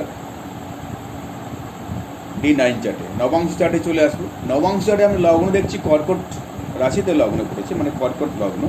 কর্কট লগ্নের পরিপ্রেক্ষিতে চন্দ্র আছে কিন্তু পঞ্চম ভাবে, লগ্নপতি পঞ্চম ভাবে নিচস্থ হয়েছে, রাহুর দ্বারা দৃষ্ট হচ্ছে, শনির দ্বারা দৃষ্ট হচ্ছে। হ্যাঁ, এই একাধিক পাপগ্রহ দ্বারা সম্পর্কযুক্ত হওয়া এবং নিচস্থ হওয়া চন্দ্রের জায়গাটা ভালো করলো না। পঞ্চম ভাবটা, যেটা আমি আবেগের জায়গা বলেছি, ইমোশনের জায়গাটা আমি আগেই বলেছি, ডিপ্রেশনের জায়গাটা যেটা আমি বলছি আগে থেকে। এবং একই সঙ্গে যদি এখানে অষ্টমপতির সঙ্গে সম্পর্কযুক্ত হয়ে যায়, অর্থাৎ এই লগ্নের জন্য অষ্টমপতির শনি, তো শনির সঙ্গে একদম direct mutual aspected, Saturn, moon, they are mutual aspected. Okay, তো এটা কিন্তু তার খারাপ করছে। সেই অষ্টমপতির সঙ্গে সম্পর্কযুক্ত হয়েছে, মেন্টাল ডিপ্রেসড আসতে বাধ্য। একই সঙ্গে চলে আসবো ষষ্ঠপতি, আমরা লগ্নের ষষ্ঠপতিকে দেখব। এই লগ্নের ষষ্ঠপতি বৃহস্পতি, সেই বৃহস্পতি এখানটায় হয়ে ষষ্ঠপতি এখানটায় আপনার এখানে ষষ্ঠপতি আর ওখানে লগ্নপতি, অর্থাৎ সেই বৃহস্পতিকে যদি আমি বর্গোত্তমী ধরি, রেট্রোগেট বর্গোত্তমী হলেও সে কোথায় বসে আছে? সে ষষ্ঠপতি চতুর্থভাবে বসে আছে। তো ষষ্ঠপতি শুভগ্রহ, পাপগ্রহ যাই হোক না কেন, সেইখানটায় পাপ পীড়িত হয়েছে এবং চতুর্থ ভাবে বসে রয়েছে, যে মন মানসিকতার জায়গাটা বলছি। চন্দ্র তো আগেই বলে দিচ্ছি, দেখেছি আমরা, পীড়িত হয়েছে, এবং চতুর্থ ভাবটাও পীড়িত হয়েছে। বৃহস্পতি বক্রী এবং রাহুর সঙ্গে সম্পর্কযুক্ত হয়েছে, সেই জন্য এই জায়গাটা ভালো হচ্ছে না। তাহলে এখানেও সেই সেপারেটলি আমাদের রবি, চন্দ্র, বুধ এবং বৃহস্পতিকেও দেখে নেব। রবি, চন্দ্র, বুধ, বৃহস্পতি এরা কিছু না কিছুভাবেই পীড়িত অবস্থা থাকবে। তাহলে তার জায়গাটা আসবে। একই সঙ্গে আমরা শুধু D1, D9 নয়, D12ও দেখব, D27 দেখব, সপ্তবিংশাংশ রোগের ক্ষেত্রে, এবং রোগটা বাড়াবাড়ি হয়ে মৃত্যুর জায়গায় যাচ্ছে কিনা সেটা দেখতে গেলে আমাকে ত্রিংশাংশ দেখব। আমি অনেক চার্টে দেখেছি, খুব প্র্যাকটিক্যাল জায়গা থেকে বলছি, প্র্যাকটিক্যাল নলেজ থেকে আমি বলছি, সেই জায়গাটা থেকে দেখব। সপ্তবিংশাতে শুধুমাত্র আমি মঙ্গলকে দেখব আর চন্দ্রকে দেখব। মঙ্গল সেই এনার্জিটা দিচ্ছে, চন্দ্র তার সেই মানসিক শক্তিটা দিচ্ছে, আর রবিকে তো অবশ্যই দেখব। লগ্ন আর রবিকে দেখতেই হবে সব জায়গায়। আর D30তে কিন্তু দেখা গেল, যেটা আমি আগেই বলেছিলাম, লগ্ন ভাবটা দেখা গেল তিনটে দুস্থান পতির দ্বারা পীড়িত। লগ্ন ভাব পাপ মধ্যগত। খুব ভালো করে এটা বুঝবেন, খুব ভালো করে শুনবেন, আমার প্র্যাকটিক্যাল নলেজ থেকে বলছি, এটা আমার প্র্যাকটিক্যাল থেকে বলছি। লগ্ন ভাব পাপ মধ্যগত, যেটাকে হেমড বলা হচ্ছে, পাপ কর্তারি যেটাকে বলা হচ্ছে, সেটা তিনটে দুস্থান পতির দ্বারা পরোক্ষ বা প্রত্যক্ষভাবে হয়তো দেখা গেল একটা বসে আছে আর দুটো দৃষ্টি দিচ্ছে, বা দুটো বসে আছে একটা দৃষ্টি দিচ্ছে। সেই লগ্নভাবের ওপর যদি তিনটে দুস্থান পতির প্রভাব থাকে, তাহলে তার কিন্তু একই সঙ্গে D30 মানে ত্রিংশাংশ চার্টেও যদি সেই সমান অবস্থাটা থাকে, লগ্নভাবের ওপর যদি এই অবস্থা থাকে, তাহলে কিন্তু তার জীবনে রোগ তো তাকে সঙ্গী করতে হবে, চিরসঙ্গী আর কি, মানে রোগকে পাশে নিয়ে শুতে হবে সবসময়, উঠতে বসতে রোগকে সঙ্গে নিয়ে থাকতে হবে, ছায়ার মধ্যে থাকবে। আর একই সঙ্গে তার চতুর্থ ভাবটাও যদি পীড়িত থাকে, তাহলে তার বাড়িটাই চতুর্থ ভাব আর দ্বাদশ ভাবের যদি কম্বিনেশনটা থাকে, তার বাড়িটাই কিন্তু হসপিটাল হয়ে যায়, বাড়িটাই চিকিৎসা কেন্দ্র হয়ে যায়। অর্থাৎ তার বাড়িতে ওষুধ সবসময় মজুদ থাকে, তাকে ওষুধ সবসময় খেতে হবে। শুধু সেই নয়, তার বাড়ির পরিবার সবাইকেই খেতে হবে। আমি কালকেই এটা পরশুদিন একটা চার্ট করে আমি দিলাম, তার ফোর্থ হাউসটা ঠিক সেম অবস্থা, লগ্নভাবটা পীড়িত, ফোর্থ হাউসটা সেম অবস্থা, দ্বাদশ সম্পর্কযুক্ত হয়েছে, ইনকামের জায়গাটা ভালো আছে, ভালো জায়গায় ইনকাম করছে, সব ঠিক আছে, বাট কিছু সঞ্চয় হচ্ছে না, আউটগোয়িং, অল টাইম আউটগোয়িং দেখাচ্ছে সেখানটা। এবং যে চতুর্থ ভাবটা পীড়িত হয়ে রয়েছে, তিনটে দুস্থান পতির দ্বারা কোনো সময় সে তার জায়গাটা মেন্টাল সে পিস পাচ্ছে না, কিছু না কিছু তার লেগে রয়েছে।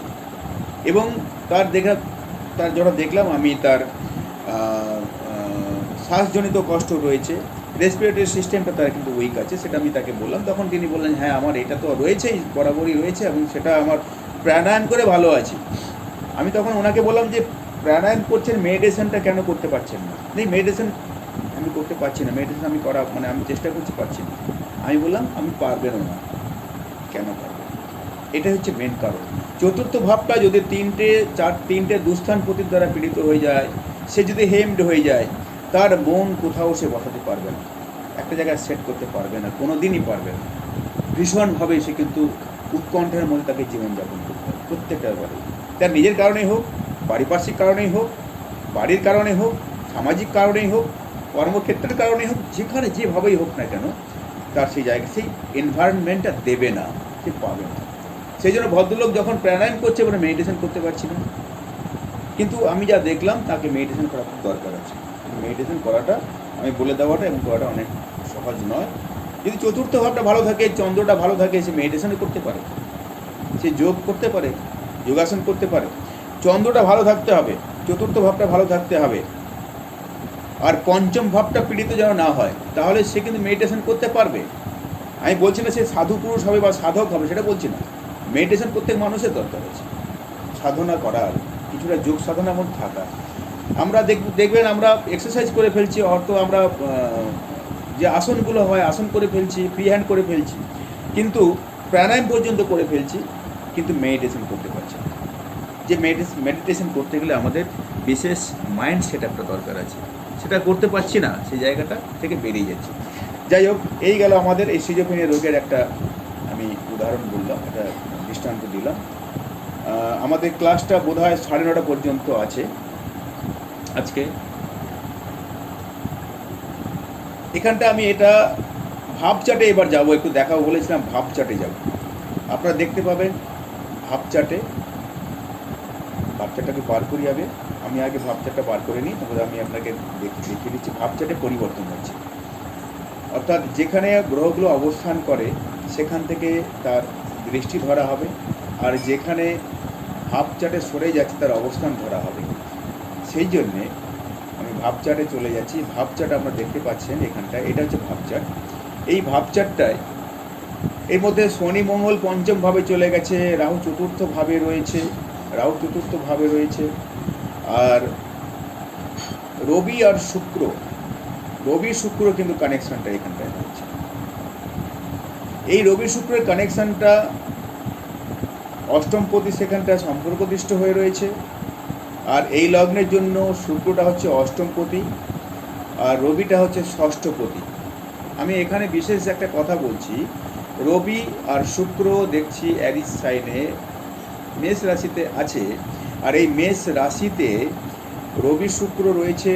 রবির শনাক্তকরণটা কি, এই লগ্নের পরিপ্রেক্ষিতে রবি হচ্ছে ষষ্ঠপতি আর শুক্র হচ্ছে অষ্টমপতি, এক জায়গায় সম্পর্কযুক্ত হয়েছে, সেই মস্তিষ্ক অঞ্চলটা, ঠিক আছে, সেই জায়গাটা তার সমস্যাটা করবে।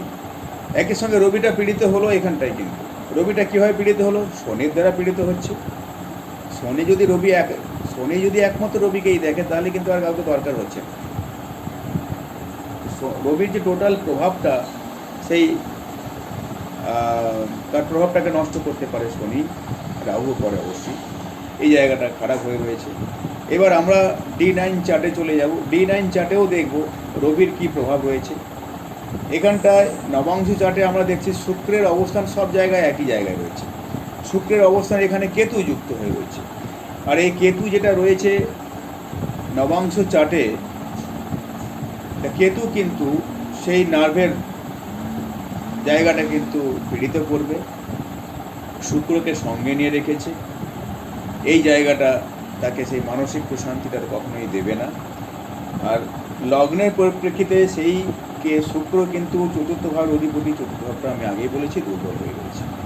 এইভাবে আমাদের প্রত্যেকটা চার্টেই কিন্তু আমাদের দেখতে হবে, দেখে এই জায়গাটা আমাদের বিচার করতে হবে।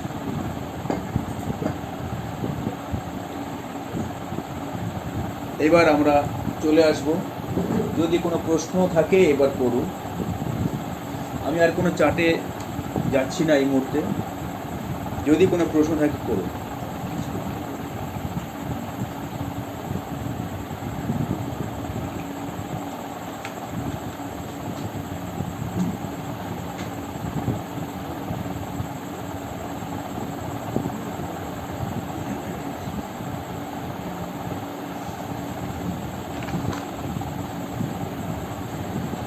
আমাদের সময় আছে, আমি আরেকটু আলোচনা করে নিচ্ছি গ্রহগুলো, অর্থাৎ অ্যানাটমিক্যাল ফিজিওলজি পার্টটা একটু একটু করে হিন্টস দিয়ে যাচ্ছি, যদিও ডিটেলসে আসতে পারবো না, শর্ট টাইমের মধ্যে হবে না, এটা অনেকটা সময়, অনেক বড় কোর্স আছে, কিন্তু এটা সময় লাগবে। আমরা প্রথমে চলে আসব কালপুরুষের পরিপ্রেক্ষিতে। কালপুরুষ কোন জায়গাটাকে নির্দেশ করছে? কালপুরুষের মস্তিষ্ক, মানে কালপুরুষের যে অঞ্চলগুলো, আমরা যখন মেডিকেল করছি কালপুরুষের পরিপ্রেক্ষিতে সেটা বেশি করে কিন্তু অ্যাপ্রোপ্রিয়েট হচ্ছে, কালপুরুষের জায়গাটা বেশি করে হচ্ছে। সেই জন্য কালপুরুষের পরিপ্রেক্ষিতে মেষ রাশিটা মস্তিষ্ক অঞ্চল, সেটা বোঝাচ্ছে। দ্বিতীয় ভাবটা মুখমণ্ডল, থার্ড হাউসটা গলা আছে, ঘাড় আছে, বাহু আছে, হাত আছে, কলার বোন আছে, এইসবগুলো আছে। ফোর্থ হাউসটা আমাদের চলে আসছে বক্ষস্থলটা, সেখানে হার্ট আছে, সেখানটা লাং আছে, সেখানটায় কেজগুলো আছে, প্লাস হার্টের জায়গাটা সেখানে তো আছে বললামই। প্লাস পঞ্চম ভাবে চলে আসবো, যখন আমরা হার্ট ডিজিজ নিয়ে বিচার করবো তখন কিন্তু 4 আর 5 দুটোকেই নিতে হবে। আর সেখানে রবি আর চন্দ্র, রবি হচ্ছে মুখ্য কারক গ্রহ, চন্দ্র হচ্ছে গৌণ কারক গ্রহ, এটাকেও দেখতে হবে। হার্ট ডিজিজ, বিভিন্ন যখন ডিজিজ নিয়ে আলোচনা করব তখন কিন্তু দু একটা ভাবকে আমাদের একটা ভাব থেকে বিচার করা যাবে না, দু তিনটে ভাব কম্বাইন হবে, দু তিনটে ভাব কম্বাইন হবে, 2-4টে রাশিও কম্বাইন হবে, একাধিক গ্রহ তো সমন্বয় থাকবে ইত্যাদি। আর পঞ্চম ভাবটা থেকে আমরা লিভার বিচারটা করছি, স্প্লিনটা সেখান থেকে বিচার করছি, এখান থেকে। ষষ্ঠ ভাব থেকে আমরা বিচার করছি গল ব্লাডার, আচ্ছা পঞ্চম ভাব থেকে গল ব্লাডারটাও বিচার করছি, গল ব্লাডার অংশটা। এবং ষষ্ঠ ভাবটা হচ্ছে গল ব্লাডারের জায়গাটা, তার এটা নির্দেশ করছে জায়গাটা পঞ্চম ভাব, আর ষষ্ঠ ভাবটা বুধের জায়গা এবং গল ব্লাডারটা তার কারক গ্রহ, সেই জন্য দুটো জায়গা থেকে নিতে হবে। ষষ্ঠ অঞ্চলটা হচ্ছে খুবই একটা জটিল জায়গা, এই জটিল জায়গা, সেই জন্য ষষ্ঠ ভাবটাকে নেওয়া হয়েছে রোগের জন্য। ষষ্ঠ ভাবটা জটিল জায়গা বলেই এই অঞ্চলটা কালপুরুষের পরিপ্রেক্ষিতে এটা নাড়ি ভুঁড়ি টোটাল আমাদের যে ক্ষুদ্রান্ত্র বৃহদান্ত্র যে জটিল জায়গাগুলো রয়েছে পেটের মধ্যে, যে জায়গাটা টোটাল জায়গাটা কিন্তু সেই ষষ্ঠ ভাবকে রেখে দেওয়া হচ্ছে। আর রোগের উৎপত্তি হচ্ছে এই জায়গাটা বিশেষ করে, এইখান থেকে সমস্যা হলে অনেক জায়গায় রোগের সৃষ্টি হবে, ঠিক আছে। আর সেই জন্য এটাকে খুব সেন্সিটিভ, আমি আগেই বললাম। আর এখানে সেই ক্ষুদ্রান্ত্র আছে, বৃহদান্ত্র আছে, এখান থেকে আমরা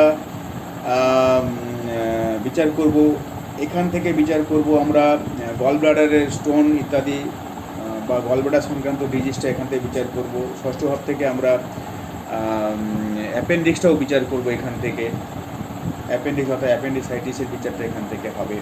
প্লাস তুলা রাশিতে চলে আসছে, এটা হচ্ছে টোটালি পার্ট অফ প্রাইভেসি যেটা বলা হচ্ছে, তুলা রাশি এবং বৃশ্চিক রাশি পার্ট অফ প্রাইভেসি এটা বলা হচ্ছে, সেক্সুয়াল অর্গানসগুলোকে বোঝানো হচ্ছে এই জায়গাটা। ধনুরাশিটা হয়ে যাচ্ছে আপনার নিতম্ব, হিপ এরিয়াটা, আর সেখান থেকে হাঁটুটাও বোঝাচ্ছে, থাইটাও বোঝাচ্ছে। প্লাস এখান থেকে এই জায়গাটা থেকে যে ধনুরাশিটা আছে, এই ধনুরাশির পরিপ্রেক্ষিতে এখানে কিন্তু আর্টারি কিন্তু ধনুরাশিটার জায়গাটা বৃহস্পতি এটাকে কন্ট্রোল করে বা রুল করে। আর মকর রাশিটা চলে আসছি হাঁটুর অংশ জানু সন্নিহিত অঞ্চল আছে যেটা, তারপর তার নিচের অংশটা চলে আসছে জঙ্ঘা অঞ্চল, সেটা চলে আসছে এই জায়গাটা, অর্থাৎ কুম্ভ রাশিতে চলে আসছে, এটা কুম্ভ রাশিতে চলে আসছে। আর মীন রাশিটা পায়ের দিকটা বোঝাচ্ছে, বেশি করে হিল, পায়ের পাতা, পায়ের গোড়ালি, ফ্যালেন্স, টোটাল ব্যাপারটা বোঝাচ্ছে। প্লাস একই সঙ্গে আমি আরও কিছু জিনিস বাদ রেখে দিলাম, সব কিছু কমপ্লিট করা যাচ্ছে না। দ্বিতীয় ভাব থেকে চক্ষু বিচারটা করছি আমরা। দ্বিতীয় ভাব থেকে চক্ষু বিচারটা করছে ডান চোখ পুরুষের জন্য, আর বাম চোখটা হচ্ছে কিন্তু দ্বাদশ, এটা স্ত্রীর জন্য, ফিমেলের জন্য পাল্টে যাবে। আর কারক গ্রহ কিন্তু আমাদের ডান চোখের কারক গ্রহ রবি, আর ফিমেলের জন্য ডান চোখের কারক গ্রহ হচ্ছে চন্দ্র। তা চন্দ্র রবি, রবি চন্দ্র, ব্যাপারটা এরকমভাবে আসতে হবে। আর এটা গেল আমাদের কালপুরুষের অঙ্গ বিভাজনটা আমি বললাম। তারপরে আমরা চলে আসবো কোন রাশি থেকে কি কি বিচারের জায়গাটা আসতে পারে, কোন রাশি থেকে আর কি কি রোগ ব্যাধিটা আসতে পারে। অর্থাৎ মেষ রাশি চলে আসছি। মেষ রাশি যতখানি সম্ভব আমি বলে দিচ্ছি। মেষ রাশি হচ্ছে একটা অগ্নি রাশি, আর অধিপতি মঙ্গল। এই রাশি যদি সক্রিয় থাকে এবং ভালো থাকে, পাওয়ারফুল থাকে, এবং তার অধিপতি মঙ্গল যদি বলশালী থাকে, তাহলে তার মধ্যে কিন্তু জীবনের শক্তির একটা ভালো জীবনের শক্তি সে পাবে, তার স্পিরিট পাবে, তার মধ্যে একটা কর্মক্ষমতা তার সবসময় বর্ধিষ্ণু থাকবে। একই সঙ্গে মঙ্গল বলবান এবং শুভভাবে অবস্থান করলে এই রাশির জাতক আর কি সক্রিয় হয়, কর্মতৎপর, শক্তিশালী, আত্মপ্রত্যয় হবে, সুস্বাস্থ্যের অধিকারী হবে। একই সঙ্গে মঙ্গল যদি দুর্বল বা পীড়িত হয়ে যায়, তার চোট, আঘাত, জ্বর, জ্বালা, ক্রোধ, মঙ্গল তো ক্রোধের কারক, ক্রোধ এবং মস্তিষ্কের উত্তেজনা বৃদ্ধি পাবে। একই সঙ্গে সেই হচ্ছে মঙ্গল রক্তের লোহিত কণিকাকে আরবিসিটাকে নির্দেশ করছে, সেই জায়গাটা, এবং রক্তের কারক গ্রহ মঙ্গল, সেই জায়গাটা কিছু না কিছু সে খারাপ করবে। একই সঙ্গে তার মাথার যন্ত্রণা, মাথায় চুল উঠে যাওয়া, মাথা ঘোরা, ঠান্ডা লাগা, এই ব্যাপারগুলো চলে আসবে। তারপরে একই সঙ্গে মেষ রাশি যেটা নির্দেশ করছে মস্তক আর মস্তিষ্ক অঞ্চল, তাহলে সেখানে কি কি রোগ চলে আসবে। এখানে এই রাশির কারকতার মধ্যে কিন্তু মাথা ঘোরা, মৃগী এবং বায়ু বৃদ্ধি, এটাও আসছে, শোথ, টক্সি যেটা বলা হচ্ছে, আর আঘাতজনিত ক্ষত, জ্বর, পিত্তজনিত জ্বর, এই ব্যাপারগুলো চলে আসবে। অনিদ্রা, তার নিদ্রা হবে না, অনিদ্রা, স্নায়বিক দৌর্বল্য চলে আসবে, তার মধ্যে মস্তিষ্কে প্রদাহ চলে আসবে, টিউমার, ব্রেন ক্যান্সার পর্যন্ত হতে পারে। বৃষ রাশি চলে আসছে আমি। পৃথ্বী রাশি, অধিপতি গ্রহ শুক্র। আমি একটা কথা বলি, যতগুলো পৃথ্বী রাশি আছে, যে হাড়ের জায়গাগুলো সমস্যা যখনই হয়, আমরা হাড়ের জায়গা সমস্যা হয়, শনি মঙ্গলের কানেকশান হলে বলি আমরা হাড়ের সমস্যা আছে, হাড় ভেঙে যাচ্ছে, হাড়ের একটা রোগ আসছে ইত্যাদি। কিন্তু একই সঙ্গে হাড়ের জায়গা, আমরা যখন কারোর মানুষের বায়ু সংক্রান্ত রোগের ব্যাপারটা করি, তাহলে বায়ু রাশিগুলো পীড়িত হবে। হাড় সংক্রান্ত যদি তার রোগ চলে আসে, তাহলে সেই হাড় অর্থাৎ পৃথ্বী রাশিগুলো পীড়িত হতে হবে। 3টে পৃথ্বী রাশি পীড়িত হবে। ঠিক সেরকম জল সংক্রান্ত রোগের জন্য কিন্তু 3টে জলরাশি পীড়িত হবে। ব্লাড ক্যান্সার তাকে 3টে জলরাশি পীড়িত হতে হবে, ব্লাড ক্যান্সার। ঠিক আছে। এবার অগ্নি প্রদাহ, অগ্নি জ্বালা যন্ত্রণা, অগ্নি মান্দ, যেটা আপনার জায়গাটা হচ্ছে প্যাঙ্ক্রিয়াসের সমস্যাটা যেটা বেশি হয়, সেটা কিন্তু আমাদের দেখা গেল সেই অগ্নিকারক গ্রহ, অগ্নি রাশিগুলো কিন্তু পীড়িত হবে।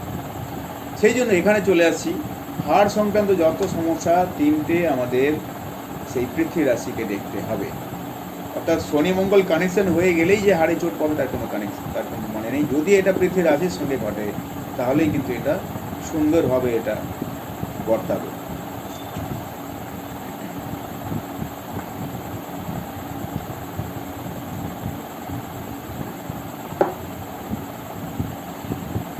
পৃথ্বী রাশি অর্থাৎ বৃষ রাশির কথা বলছি। পৃথ্বী রাশি অধিপতি শুক্র, অর্থাৎ এই শুক্র যদি বলশালী হয়, সুস্বাস্থ্যের অধিকারী হবে, তার মুখে, শরীরের মধ্যে লাবণ্যময়তা থাকবে, তার মধ্যে একটা ঔজ্জ্বল্য থাকবে, তার চোখের সমস্যাটা খুব একটা হবে না, আর তার মধ্যে একটা শুক্র যদি এই রাশি শুক্র এবং এই রাশি যদি পীড়িত হয়ে যায়, তার শরীরে শুক্র এবং এই রাশি যদি পীড়িত হয়ে যায়, শরীরে কফ আর ধাতুর আধিক্য দেখা যাবে। মানে কফ আর ধাতু না, কফ ধাতুর আধিক্য দেখা, মানে অর্থাৎ বায়ু কফ, পিত্ত বায়ু কফ, পিত্ত বায়ু কফ, এই তিনটে জায়গা যদি আমাদের সমন্বয় একটা ব্যালেন্স থাকে, ওয়েল ব্যালেন্স থাকে, তাহলে কিন্তু কোনো রোগ হয় না। আর এটা ডিসব্যালেন্স হওয়ার জন্য কিন্তু রোগের একটা প্রকোপ সৃষ্টি হয়। শ্লেষ্মা বৃদ্ধি হবে এবং গলা ব্যথা, টনসিলের সমস্যা চলে আসবে, ডিপথেরিয়া, আর একই সঙ্গে তার স্বরভঙ্গ হতে পারে, এই সমস্যাগুলো চলে আসতে পারে। আর যেহেতু শুক্র, অধিপতি শুক্র, এই জায়গাটা শুক্র যদি পাশে রাশির পীড়িত হয়, তাহলে সেক্সুয়াল অর্গানগুলোতে সমস্যা চলে আসতে পারে, কিছু না কিছু সমস্যা চলে আসতে পারে। বৃষ রাশি নির্দেশ করছে গ্রীবা অঞ্চল, অন্ননালী, গ্রীবা, অন্ননালী, স্বরনালী, ডান চোখ, মেরুদণ্ডের ঊর্ধ্বাংশ, থাইরয়েড গ্ল্যান্ডটা কিন্তু, টোটাল গ্ল্যান্ডটা কিন্তু কন্ট্রোল করছে শুক্র আর চন্দ্র, গ্ল্যান্ডগুলোকে কন্ট্রোল করছে শুক্র আর চন্দ্র। আর টোটাল হরমোনসটা কিন্তু রয়েছে এটা শুক্রের অধীনে। তাহলে এই ধরনের সমস্যাগুলো চলে আসতে পারে, থাইরয়েডের সমস্যা চলে আসতে পারে, থাইরয়েড গ্ল্যান্ডের সমস্যা চলে আসতে পারে, থাইরয়েডের যেটা থাইরক্সিন যে হরমোনটা আছে সেটা কম নিঃসরণ হওয়া বা বেশি নিঃসরণ হওয়া, দুটোই কিন্তু রোগের একটা কারণ চলে আসে। আর গলা সংক্রান্ত সমস্যাটা চলে আসবে, একই সঙ্গে থাইরয়েড, টনসিল তো বললাম, আর ইত্যাদি। অনিয়মিত, নারীদের ক্ষেত্রে অনিয়মিত ঋতু আর যৌন রোগ, এসব ব্যাপারগুলো চলে আসতে পারে, যেটা আমি আগেই বললাম। মিথুন রাশি হচ্ছে এটা বায়ু রাশি, আর মিথুন রাশি যেহেতু বায়ু রাশি পীড়িত যদি হয়, তাহলে কিন্তু রেসপিরেটরি সমস্যাটা চলে আসবে, শ্বাস প্রশ্বাসজনিত সমস্যাটা চলে আসবে, পেটে বায়ু বৃদ্ধি ইত্যাদি, এইসব জায়গাটা চলে আসবে। সবচেয়ে বড় কথা হচ্ছে যেহেতু থার্ড হাউস, কালপুরুষের থার্ড হাউস, সেখানটা কিন্তু রেসপিরেটরি সিস্টেমটা কিন্তু সেখানে বোঝাচ্ছে। তাহলে third house and fourth house দুটোকেই দেখতে হবে তখন আমার কিন্তু মিথুন রাশি দেখবো, কর্কট রাশিটা দেখবো, মিথুন রাশিও দেখবো, কর্কট রাশিটাও দেখবো।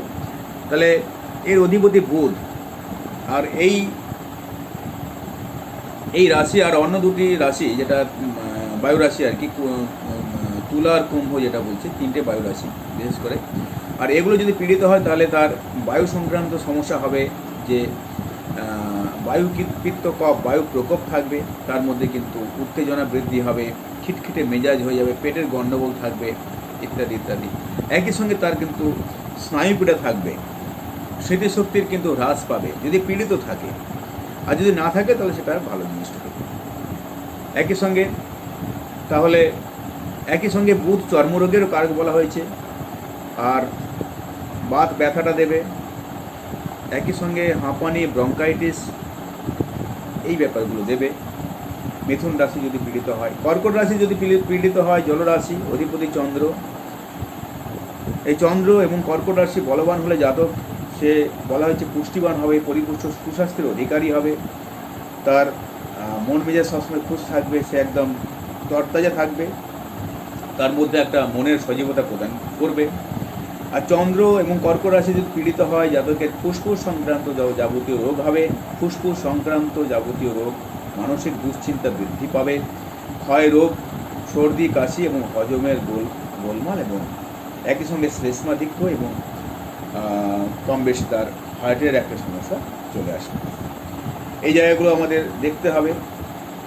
কর্কট রাশিটা বক্ষস্থল নির্দেশ করছে, পাকস্থলী, সেখানে পাকস্থলীটা বিচার করব আমরা। পাকস্থলী বিচার করতে গেলে শুধু চার দেখলে হবে না, অর্থাৎ 4, 5 দুটোকে দেখব, কর্কট রাশি দেখব, সিংহ রাশি দেখব, দুটোকেই দেখব।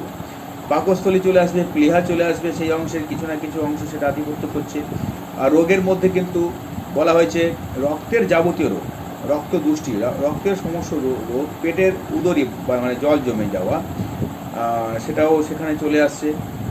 বোন ম্যারো সংক্রান্ত সমস্যার সৃষ্টি করতে পারে, অ্যানিমিয়া, রক্তাল্পতার একটা কারণ হতে পারে। এছাড়া যদি কর্কট রাশিটা বিভিন্নভাবে খুব বিশেষভাবে পীড়িত হয়ে যায়, কর্কট রাশিটা যদি পীড়িত হয়ে যায়, তাহলে কিন্তু তার একই সঙ্গে শুধু আরও অন্যান্য ভাব দেখতে হবে, তার ক্যান্সার সংক্রান্ত একটা সমস্যা চলে আসে, ক্যান্সার রোগের একটা প্রাদুর্ভাব ঘটে যাবে, চলবে।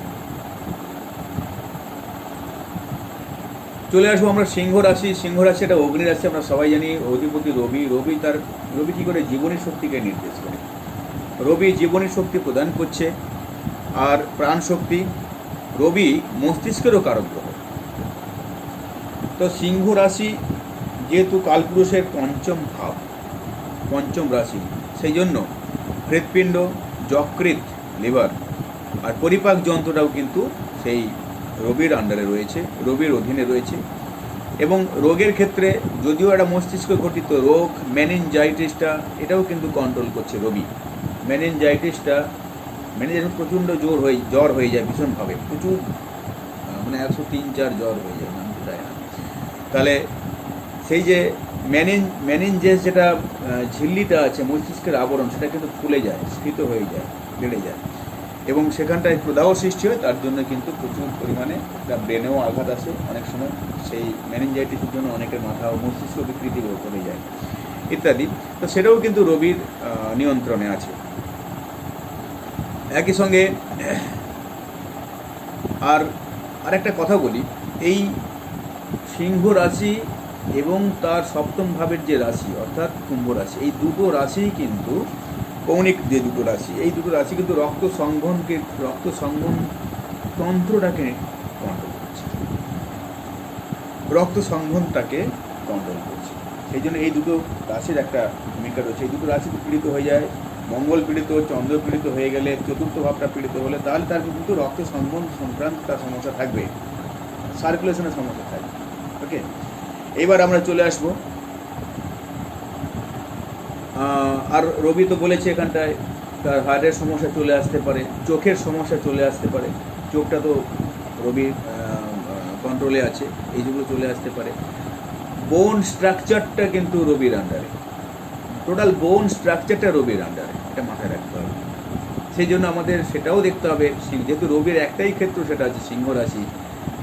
আমরা হাড়ের জন্য শনিকে দায়ী করে দিই, কিন্তু বোনের যে টোটাল স্ট্রাকচারটা সেটা কিন্তু এর অধীনে আছে, রবির অধীনে আছে। ওকে, আর সেই রবি যদি পীড়িত হয় ভীষণভাবে, তাহলে এই ধরনের রোগগুলো তার চলে আসতে পারে। কন্যা রাশি চলে আসবো, একটা পৃথ্বী রাশি, এটা অধিপতি বুধ। তো বুধ যদি ভালো অবস্থা থাকে, তার কর্মোদ্যম থাকবে, তার সমস্ত কাজকর্মে তার একটা সেটা ফুরফুরে মেজাজের হবে, তার মধ্যে একটা খুব এনার্জেটিক হবে, খুবই চাঞ্চল্য থাকবে তার মধ্যে, কোনো কাজে সে কিন্তু পিছু পা হবে না। আর একই সঙ্গে সেই বুধ যদি দুর্বল হয়ে যায়, পাপক্লিষ্ট হয়ে যায়, তাহলে তার কিন্তু বুধ যেহেতু স্নায়বিক রোগের কারক এবং ষষ্ঠ ভাবটা স্নায়বিক রোগেরও কারক বলা হয়েছে, তো সেই জায়গার তার কিন্তু কম বেশি তার নার্ভাস সিস্টেমটা একটু সমস্যা করবে। একই সঙ্গে পেটের গণ্ডগোলটা চলে আসবে, এবং সবচেয়ে বড় কথা, আমাদের পেটের যে নাড়িভুড়ি কথাটা বলছি, ক্ষুদ্রান্ত্র, বৃহদান্ত্র, যেটা ইন্টেস্টাইনের জায়গাটা, লার্জ অ্যান্ড স্মল, এই জায়গায় সমস্যা চলে আসবে, সেটা বুধের অধীনে আছে। আর বুধের আর একটা গুণ আছে, বুধ বারবার বলে থাকি, বুধ সব কিছু নিয়ে নেয়, বুধ সব কিছু গ্রহণ করে নেয়, সে ফিল্টার করতে জানে না। বুধ গ্রাহক, মানে সর্বগ্রাহক, সর্বভুক সর্বগ্রাহক, সব নিয়ে নেবে, ফিল্টার করে নিতে পারে না। যার জন্য পেটের রোগটা বেশি হয় বুধের জাতকদের, পেটের সমস্যাটা বেশি হয় বুধের জাতকদের। তারা কোনটা কখন খাওয়া উচিত, কোনটা খাওয়া উচিত নয়, এটা কিন্তু যাদের মধ্যে বুধের প্রাধান্য বেশি বলছে, বুধের জাতকরা, তারা কিন্তু ফিল্টার করতে জানে না। আর বৃহস্পতির প্রাধান্য যাদের মধ্যে আছে, তারা খুবই কন্ট্রোল, তারা লিমিটেশন, তারা বুঝে খায়, তারা ফিল্টার করতে জানে। ঠিক এই কারণেই বৃহস্পতি কিন্তু টোটাল ফিল্টারেশনের কারণ বলা হচ্ছে, বডির মধ্যে ফিল্টারেশনের কারণ, চিন্তাভাবনার মধ্যে একটা ফিল্টারেশনের কারণ। সেই জন্য আমাকে বৃহস্পতিকে আমাদের জ্ঞান এবং প্রজ্ঞার কারক বলা হয়েছে। বৃহস্পতিকে, বুধকে প্রজ্ঞার কারক বলা হয়নি, বুধকে বলা হয়েছে বুদ্ধির কারক। বুদ্ধির কারক, বুদ্ধি দেবে কিন্তু ক্ষিপ্রতা, বুদ্ধির ক্ষিপ্রতা দেবে কিন্তু বুধ। আর বুদ্ধির গভীরতা, অগাধ জ্ঞান, পাণ্ডিত্য, তাকে উচ্চ শিখরে নিয়ে যাবে প্রজ্ঞা, সেটা কিন্তু বৃহস্পতির অধীনে। কারণ বৃহস্পতি টোটাল অবজারভেশন, অবজার্ভ করে ফিল্টার করে একটা জায়গায় আসবে, বুধ সেটা করতে পারে না। এই জিনিসটা যেরকম তার গুণাবলীর মধ্যে পড়ছে, এই জিনিসটা শরীরের মধ্যেও আমাদের ভাবতে হবে। তো সেই জন্য কন্যা লগ্ন বা রাশির লোকেদের মধ্যে দেখবেন পেটের গণ্ডগোলটা বেশি হয়, পেটের সমস্যাটা বেশি হয়। আর মিথুন লগ্ন রাশির লোকেদের মধ্যে দেখবেন তাদের পেটে বায়ু বৃদ্ধি হচ্ছে, মানে বায়বীয় সমস্যাটা বেশি হচ্ছে তার মধ্যে। তাতে কিন্তু তারা অধিক চঞ্চলতা হয়ে যাচ্ছে, কখন চঞ্চল কখন আবার স্থিত হয়ে বসে রয়েছে, এই ব্যাপারগুলো চলে আসে। মানে অর্থাৎ আমাদের দ্ব্যর্থকের ব্যাপারটা মাথায় রাখতে হবে, সেটা বায়ু রাশি মাথায় রাখতে হবে, এটা পৃথ্বী রাশি মনে রাখতে হবে, এটাও দ্ব্যর্থক, সেই তত্ত্ব কথাটাও মাথায় রেখেও কিন্তু আমাদের বিচারধারা যেতে হবে, সব কথাটাই মানে মেডিকেলেও সেই জায়গাতে যেতে হবে সব জায়গায়। কন্যা রাশি আমাদের কি করবে, স্নায়বিক কথাটা বললাম, আন্তরিক সমস্যাটা চলে আসবে, অ্যাপেন্ডিসাইটিসটা চলে আসবে সেখান থেকে। গল ব্লাডার স্টোন যদি হয় তাহলে সেখানে শনির বক্রী শনি বা শনির অবস্থান দৃষ্টি থাকতে হবে, ষষ্ঠভাবে শনির অবস্থান দৃষ্টি থাকতে হবে, এবং পঞ্চম ভাবটাও সাথে সাথে পীড়িত হবে, শুধু ষষ্ঠ ভাব দেখলে হবে না, পঞ্চম ভাবটা পীড়িত হতে হবে। কন্যা রাশি উদরটাকে নির্ভর ইয়ে করছে, অর্থাৎ তলপেট, লোয়ার অ্যাবডোমেনটা বলা হচ্ছে, যেটা পিত্তকোষ আমি বললাম, গল ব্লাডার, আর গল ব্লাডারের যে ডাক্টগুলো আছে, পিত্ত নালীগুলো, সেগুলো সেই জায়গাটা কন্ট্রোল করছে। স্নায়ুমণ্ডলী তো আগেই বলেছি। এই রাশির কারকতার মধ্যে আন্তরিক জ্বরটা হবে, রক্তামশয় হবে, কোষ্ঠকাঠিন্য হবে, অতিসার হবে, মানে পায়খানা আর কি, কখনো পায়খানা হচ্ছে না, কখনো প্রচুর পায়খানা হয়ে যাচ্ছে, জলের মতো পায়খানা হয়ে যাচ্ছে, উদর পীড়া হবে, কৃমি থাকবে কম বেশি, প্রায় সব সময় এটা এদের সেই প্রকোপটা থাকবে। বায়ুজ প্রকোপ থাকবে, অ্যাপেন্ডিসাইটিস হতে পারে, স্নায়বিক বিকার হবে, পেটের গোলযোগ হবে, টাইফয়েড, কলেরা ইত্যাদি এসব চলে আসবে, পুষ্টির অভাবজনিত পীড়া সমস্যা ইত্যাদি থাকবে। চলে আসবো তুলা রাশি। তুলা রাশিটা আমি আগে বলেছি প্রাইভেসি অঞ্চল, তুলা রাশি আর বৃশ্চিক রাশি জায়গাটা প্রাইভেসি এরিয়াটাকে বলা হয়েছে। আর একই সঙ্গে সেখানে সেই তুলা রাশিতে আমরা কিডনির জায়গাটা দেখব, তুলা রাশিতে আমরা কিডনির জায়গাটা দেখব চলে আসবে, সেটা শুক্রের অধীনে রয়েছে, অধিপতি শুক্র। তো শুক্র যদি বলবান হয়, ভালো হয়, তাহলে এরা খুব নির্মল সুন্দর সুস্বাস্থ্যের অধিকারী হবে, এবং এদের মধ্যে একটা গ্ল্যামারিস্ট হবে, একটা গ্ল্যামার ভালো থাকবে। এবং একই সঙ্গে যেহেতু তুলা রাশিটা একটা ব্যালেন্সড রাশি, তাহলে এদের কিন্তু চিন্তা ভাবনা কাজকর্মের মধ্যেও একটা ব্যালেন্স থাকবে, যদি ভালো থাকে শুক্র, পীড়িত না থাকে, তাহলে একই সঙ্গে তাদের শরীরের মধ্যে যে খাদ্য গ্রহণ বা তারা যেহেতু ভোগী, শুক্রকে ভোগীকারক বলা হয়েছে, আর এরা যদি সেই শুক্র বা তুলা রাশি যদি ভালো থাকে, তারা কিন্তু অধিক ভোগী হবে না, সেই ভোগীটা তাকে লিমিটেড করবে। অর্থাৎ সেই শুক্র যদি আবার রাহুর সঙ্গে সম্পর্কযুক্ত হয়ে যায়, তাহলে তাকে অতিভোগী করে দেবে, অতিভোগী করে দেওয়ার জন্য তার বিভিন্ন রকম রোগের সৃষ্টি হবে।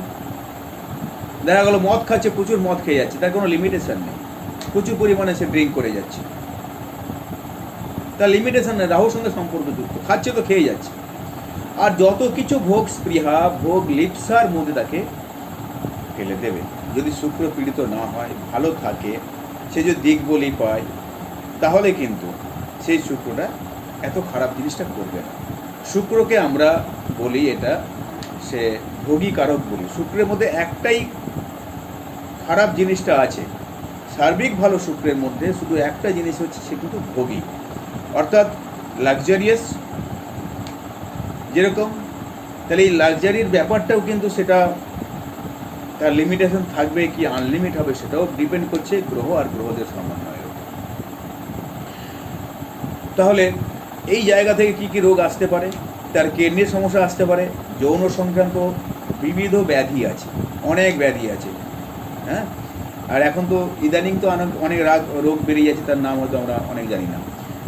কিডনি সংক্রান্ত স্টোনের ব্যাপারটা আছে। আর স্টোন যখনই ফর্ম করবে, তখন কিন্তু আমাদের শনিকে দেখতে হবে। শনি কিন্তু একমাত্র স্টোন ফর্মেশনের জন্য, যেখানে যেখানে স্টোনটা ফর্মেশন হয় আর কি, শরীরে যেখানে যেখানে পাথুরির সৃষ্টি হয়, সেটা কিন্তু শনির জন্য হয়। সেটা শুধু শুক্রকে দেখলে হবে না, শুক্রটা অর্থাৎ তুলা রাশিটা এবং শুক্রটা শনির দ্বারা পীড়িত হতে হবে ইত্যাদি, এই জায়গাটা আমাদের ভাবতে হবে।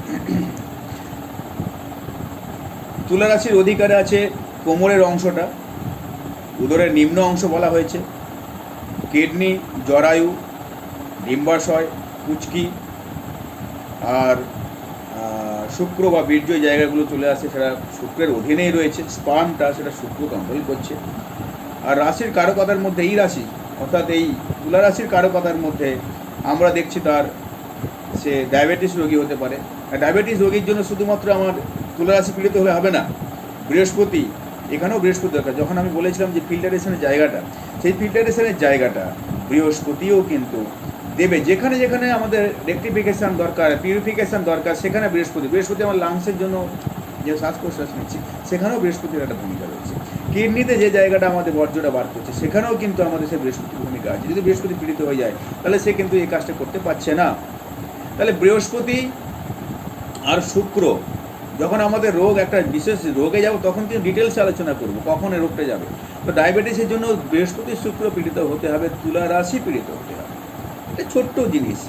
বৃহস্পতি শুক্রকে দেখুন, তুলা রাশি দেখুন, পীড়িত হবে, তখনই বুঝবেন। যখন তাদের দশা ফেজ আসবে, তখন তার কিন্তু সেই রোগের সম্ভাবনা থাকছে। একই সঙ্গে পঞ্চম ভাব দেখব। কেন পঞ্চম ভাবটা দেখবো? যখন আমি ডায়াবেটিস জায়গাটা আসবো, পঞ্চম ভাবটা দেখবো। কারণ আমি নির্দিষ্ট রোগ নিয়ে আমি যাচ্ছি না, তবুও প্রসঙ্গ পড়ে যায়, তাই বলছি। ডায়াবেটিসের যে ক্ষেত্রটা, তার জন্য যে রক্তে যে একটা হরমোন দরকার, সেটা হচ্ছে ইনসুলিন। এই ইনসুলিনটা আসে প্যাঙ্ক্রিয়াস থেকে। প্যাঙ্ক্রিয়াসের অবস্থান 5th হাউসে, অর্থাৎ লগ্নের পঞ্চম ভাব দেখব, কালপুরুষের পঞ্চম ভাব দেখব, রবিকে দেখব। পঞ্চম ভাব তো রবি পড়ে যাচ্ছে, কালপুরুষের পঞ্চম ভাব মানে সিংহ রাশি পড়ে যাচ্ছে, আর অধিপতি রবিকে দেখব। একইভাবে লগ্নের পঞ্চম ভাব দেখব এবং তুলা রাশি। তুলা রাশি থাকতেই হবে, লগ্নের পঞ্চম ভাব, রবি, তুলা রাশি, এই জায়গাগুলো কিন্তু সমস্যাটা দেবে। এছাড়া মূত্রঘটিত রোগের ব্যাপারটা থাকছে, কিডনির আরও বিভিন্ন কিডনি সংক্রান্ত, কিডনি ক্যান্সার হয়, কিডনির স্টোন তো রয়েছে, আরও অন্যান্য সমস্যা থাকতেই পারে, ইনফেকশন হতে পারে ইত্যাদি। ধাতু দৌর্বল্য বা ধাতু তারল্য। ধাতু তারল্যের ব্যাপারটা আমি বলি, একটা জায়গা রবি শুক্রের কানেকশানে কিন্তু এটা হয়।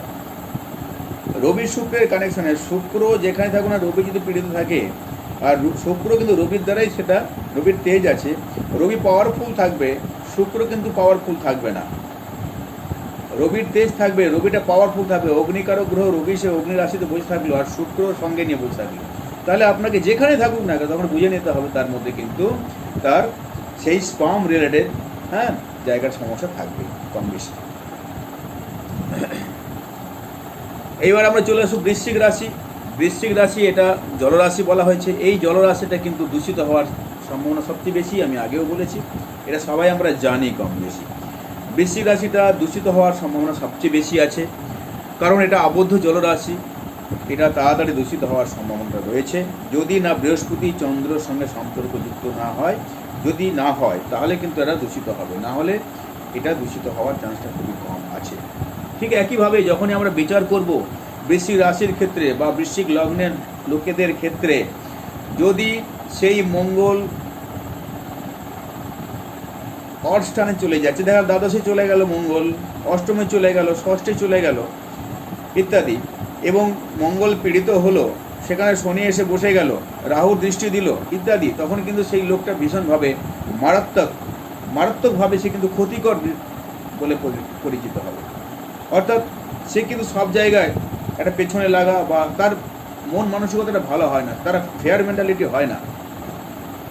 যদি এই বৃশ্চিক লগ্নের লোকেরা, অর্থাৎ বৃশ্চিক লগ্নে যদি বৃহস্পতির প্রভাব থাকে, মঙ্গল যদি অবস্থান করে, বা মঙ্গল বৃহস্পতির একটা কানেকশান থাকে, চন্দ্রের কানেকশানটা থাকে, চন্দ্র দেখা গেল সেখানে বসে আছে, নিজস্ব হয় সেখানে, তাহলেও যদি মঙ্গলের সঙ্গে সম্পর্ক করে, বৃহস্পতির সঙ্গে সম্পর্ক করে, তাহলে সেই জায়গাটা ওভারকাম করে। শুধু ওভারকাম নয়, তাদেরকে একটা বিশাল জায়গায় নিয়ে যায়, খুব একটা বিশাল জায়গায় দিয়ে দেবে, গভর্নমেন্টের একটা উচ্চ স্তরে তাকে নিয়ে যাবে। আমরা মোদিকে দেখেছি, এর আগে অন্যান্য বড় বড় অনেক দেশ বিদেশের প্রাইম মিনিস্টার রয়েছে, সেগুলো চার্ট আছে, সেগুলো আমরা দেখেছি সেই বৃশ্চিক রাশির ভূমিকাটাই।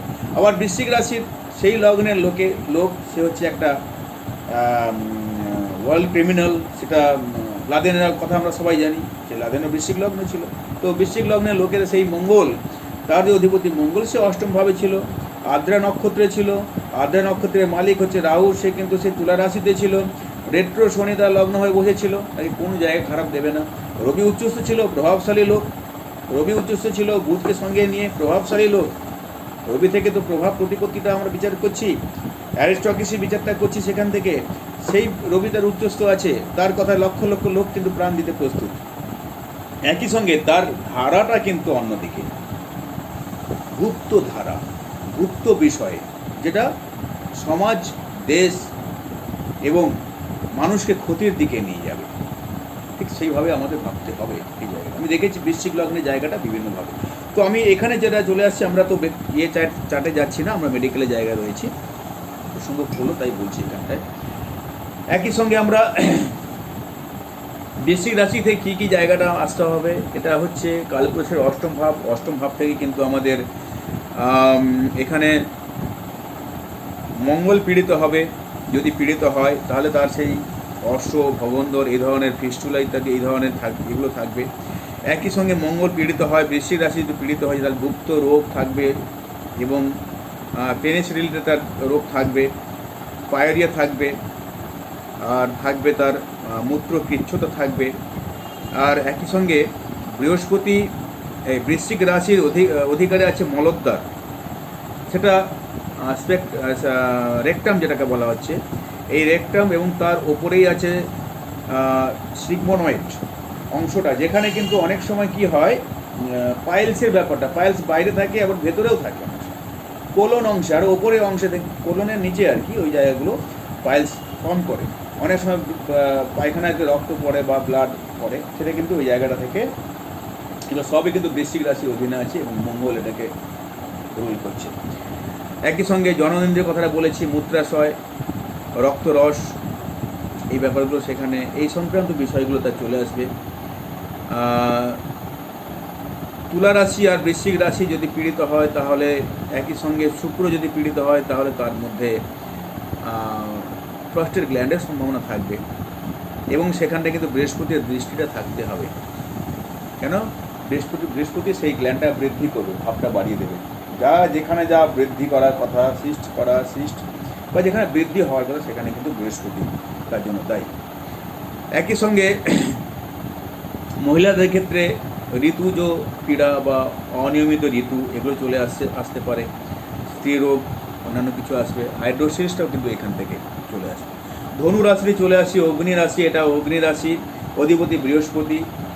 এই রাশি অধিপতি বৃহস্পতি যদি বলবান থাকে, সুস্বাস্থ্যের অধিকারী হবে, মানসিকভাবে সে ভালো থাকবে, পরিপুষ্ট হবে। আর বৃহস্পতি পীড়িত বা দুর্বল যদি হয়ে যায়, তার মধ্যে রক্তাল্পতাও এখানে চলে আসবে, হজমের গলযোগ চলে আসবে, জন্ডিস, ডায়াবেটিস, বহুমূত্র, যে জায়গাটা বলা হচ্ছে, রক্তে উষ্ণতা বৃদ্ধি, রক্ত এমনি উষ্ণ, তার থেকে অধিক উষ্ণতা হয়ে গেলে সেটাও কিন্তু ঠিক নয়। পুরু আর নিতম্ব প্রদেশে তার রোগ চলে আসবে। ফেমার জায়গা, নিতম্ব, আমাদের লাম্বার পার্টে তার সমস্যাগুলো চলে আসবে। সেখানে শনি বৃহস্পতির সঙ্গে সম্পর্ক করলে লাম্বার স্পন্ডলাইটিস হওয়ার সম্ভাবনা আছে। শনি বৃহস্পতির সঙ্গে সম্পর্কযুক্ত হবে বা চন্দ্রের সঙ্গে সম্পর্ক হবে বা শুক্রের সঙ্গে সম্পর্ক হলে সেখানটায় কিন্তু তার লাম্বার স্পন্ডলাইটিসের সমস্যা থাকবে একই জায়গায়। আর ধনুরাশির অধিকারে বলা হয়েছে নিতম্ব, উরুদেশ, শিরা ধমনী, এটা কিন্তু সেই ধনুরাশি কন্ট্রোল করছে। তাহলে এই ধরনের এই ফেমার পার্টটা বলেছি, লাম্বার পার্টটা বলছি, এই জায়গাগুলো সমস্যা চলে আসতে পারে। সাইটিকা ব্যথাটা চলে আসতে, সাইটিকা একটা বড় নার্ভ, এই নার্ভটা কিন্তু একদম আমাদের এখান থেকে নার্ভ গুচ্ছটা যেখান থেকে বেরোয় সেখান থেকে হয়ে একদম পায়ের ফ্যালেন্স পর্যন্ত এই সবচেয়ে বড় নার্ভ, সেটা হচ্ছে সাইটিকা নার্ভ, সেটার সমস্যা চলে আসতে পারে এবং সেখানে লাম্বার পার্টে দুটো পায়ের দিকে ভাগ হয়ে বেরিয়ে গেছে। আর আমরা কিডনি সংক্রান্ত ডিজিজটা যখন পঞ্চম ভাবকে দেখব, পঞ্চমের পঞ্চম হিসেবে আমরা এটাকেও দেখব, ভুল বললাম, liver oriented disease, liver related ডিজিজের কিন্তু আমার ধনুরাশিকে দেখতে হবে, বৃহস্পতিকেও দেখতে হয়। বৃহস্পতি কারক গ্রহ, তাই বৃহস্পতিকে এখানে দেখতেই হবে, ধরতে হবে ইত্যাদি। মকর রাশি চলে আসছি, পৃথ্বী রাশি, অধিপতি শনি। শনি বলবান হলে জাতকের মধ্যে সুস্বাস্থ্যের অধিকারী হবে। অন্যথায় শনি যদি দুর্বল হয়ে যায়, তার মধ্যে বা পাপ পীড়িত হয়, তার মধ্যে কী হবে, হাঁটুতে বা সন্ধিগুলোতে তার বাত হবে, সেই ব্যথা বেদনা থাকবে। এমনি তো শনির জাতকেরা সাধারণত বা শনির প্রভাব থাকলে লোকেদের শীর্ণ, মানে অর্থাৎ একটু রোগা টাইপের হয়। তাহলে সেই শনি যদি এইভাবে যদি পীড়িত হয়ে যায় তাহলে একদম রোগাটে গোছের হয়ে যাবে। তার শরীর স্বাস্থ্য কিছুতেই রিকভার করতে চাইবে না। একজিমা, হিস্টেরিয়া, হাঁটুতে ব্যথা তো আমি আগেই বললাম। লেপ্রোসির জায়গাটাও কিন্তু এটা মকর রাশি দিচ্ছে। মকর রাশি জানুর অস্থি এবং সন্ধিস্থল ইত্যাদি ক্ষেত্রে আধিপত্য বিস্তার করছে। কারো কথার মধ্যে গেঁটে বাত, হাঁটুতে যন্ত্রণা, হজমের গোলযোগ, কুষ্ঠ, একজিমা ইত্যাদি এই জায়গাটা চলে আসছে। কুম্ভ রাশি চলে আসি। কুম্ভ রাশিতে আমরা, কুম্ভ রাশি একটা বায়ু রাশি, অধিপতি শনি, রাশিপতি শনি বলবান যদি হয়, সেটাও শনির অধিকারে সেই রাশিটা যদি বলবান হয় এবং সুস্বাস্থ্যের অধিকারী সে হবে এবং সে চিন্তাভাবনা উৎকর্ষতা তাকে উৎকর্ষ প্রদান করবে চিন্তাভাবনার মধ্যে। কেন এই যে বায়ু রাশি, এটা কিন্তু স্থির বায়ু রাশি। এই বায়ু রাশিতে অনেক স্বনামধন্য লোক, খুব বিখ্যাত ফেমাস লোক কিন্তু এই রাশির লগ্ন আমরা দেখেছি। তাহলে শনি এখানে কিন্তু পজিটিভ শনি, শনির এখানে কিন্তু একটা ইতিবাচক দিক আছে, বরং মকর কিছুটা নেতিবাচক, শনির নেতিবাচক দিকটা প্রেজেন্ট করছে এবং কুম্ভ রাশিটা কিন্তু কিছুটা কেন সম্পূর্ণটা কিন্তু ইতিবাচক দিকটা নির্দেশ করে এবং স্থির বায়ু রাশি। স্থির বায়ু রাশি মানে একটা স্মুথনেস তার মধ্যে থাকবে, তার চিন্তা ভাবনার করা উৎকর্ষটা থাকবে, প্রচণ্ড ব্রিলিয়ান্ট হয়, প্রচণ্ড জ্ঞানী হয়, উচ্চ মার্গের সাধকও হয় এরা। এই জায়গাটা আমাদের ভাবতে হবে।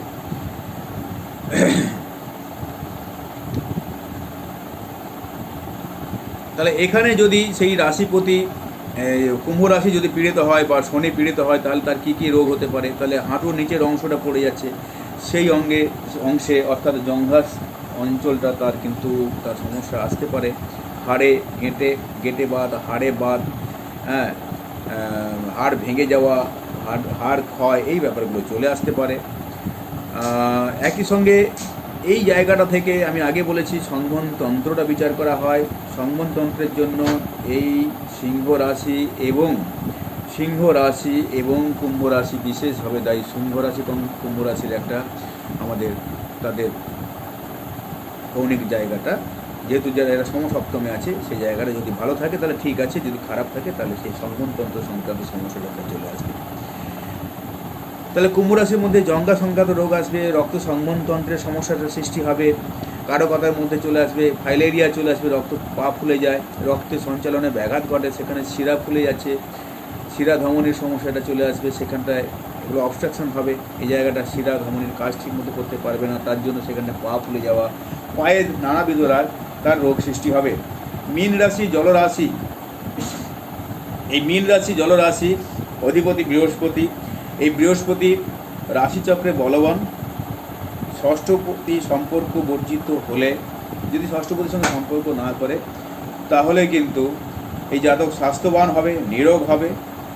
হ্যাঁ, কিন্তু বৃহস্পতি পীড়িত আর একাধিক পা পীড়িত হলে পায়ের নানাবিধ যন্ত্রণা চলে আসবে, পায়ে খিল ধরা, পায়ের হাড় বৃদ্ধি, অর্থাৎ হিলের অংশের থেকে শুরু করে আমি একটা চার্ট আমার আছে, আমার একজন ক্লায়েন্ট, তার পায়ের ওই জায়গাটা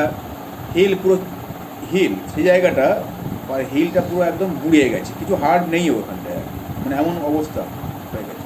তো সেটা কেন হয়? সেটা তাহলে সেই দ্বাদশ ভাব, লগ্নের দ্বাদশ ভাব দেখবো, কালপুরুষের দ্বাদশ ভাব দেখছি, অধিপতি বৃহস্পতি, সে তার পজিশনটা ভালো দিতে পারছে না, সে পীড়িত হয়ে রয়েছে।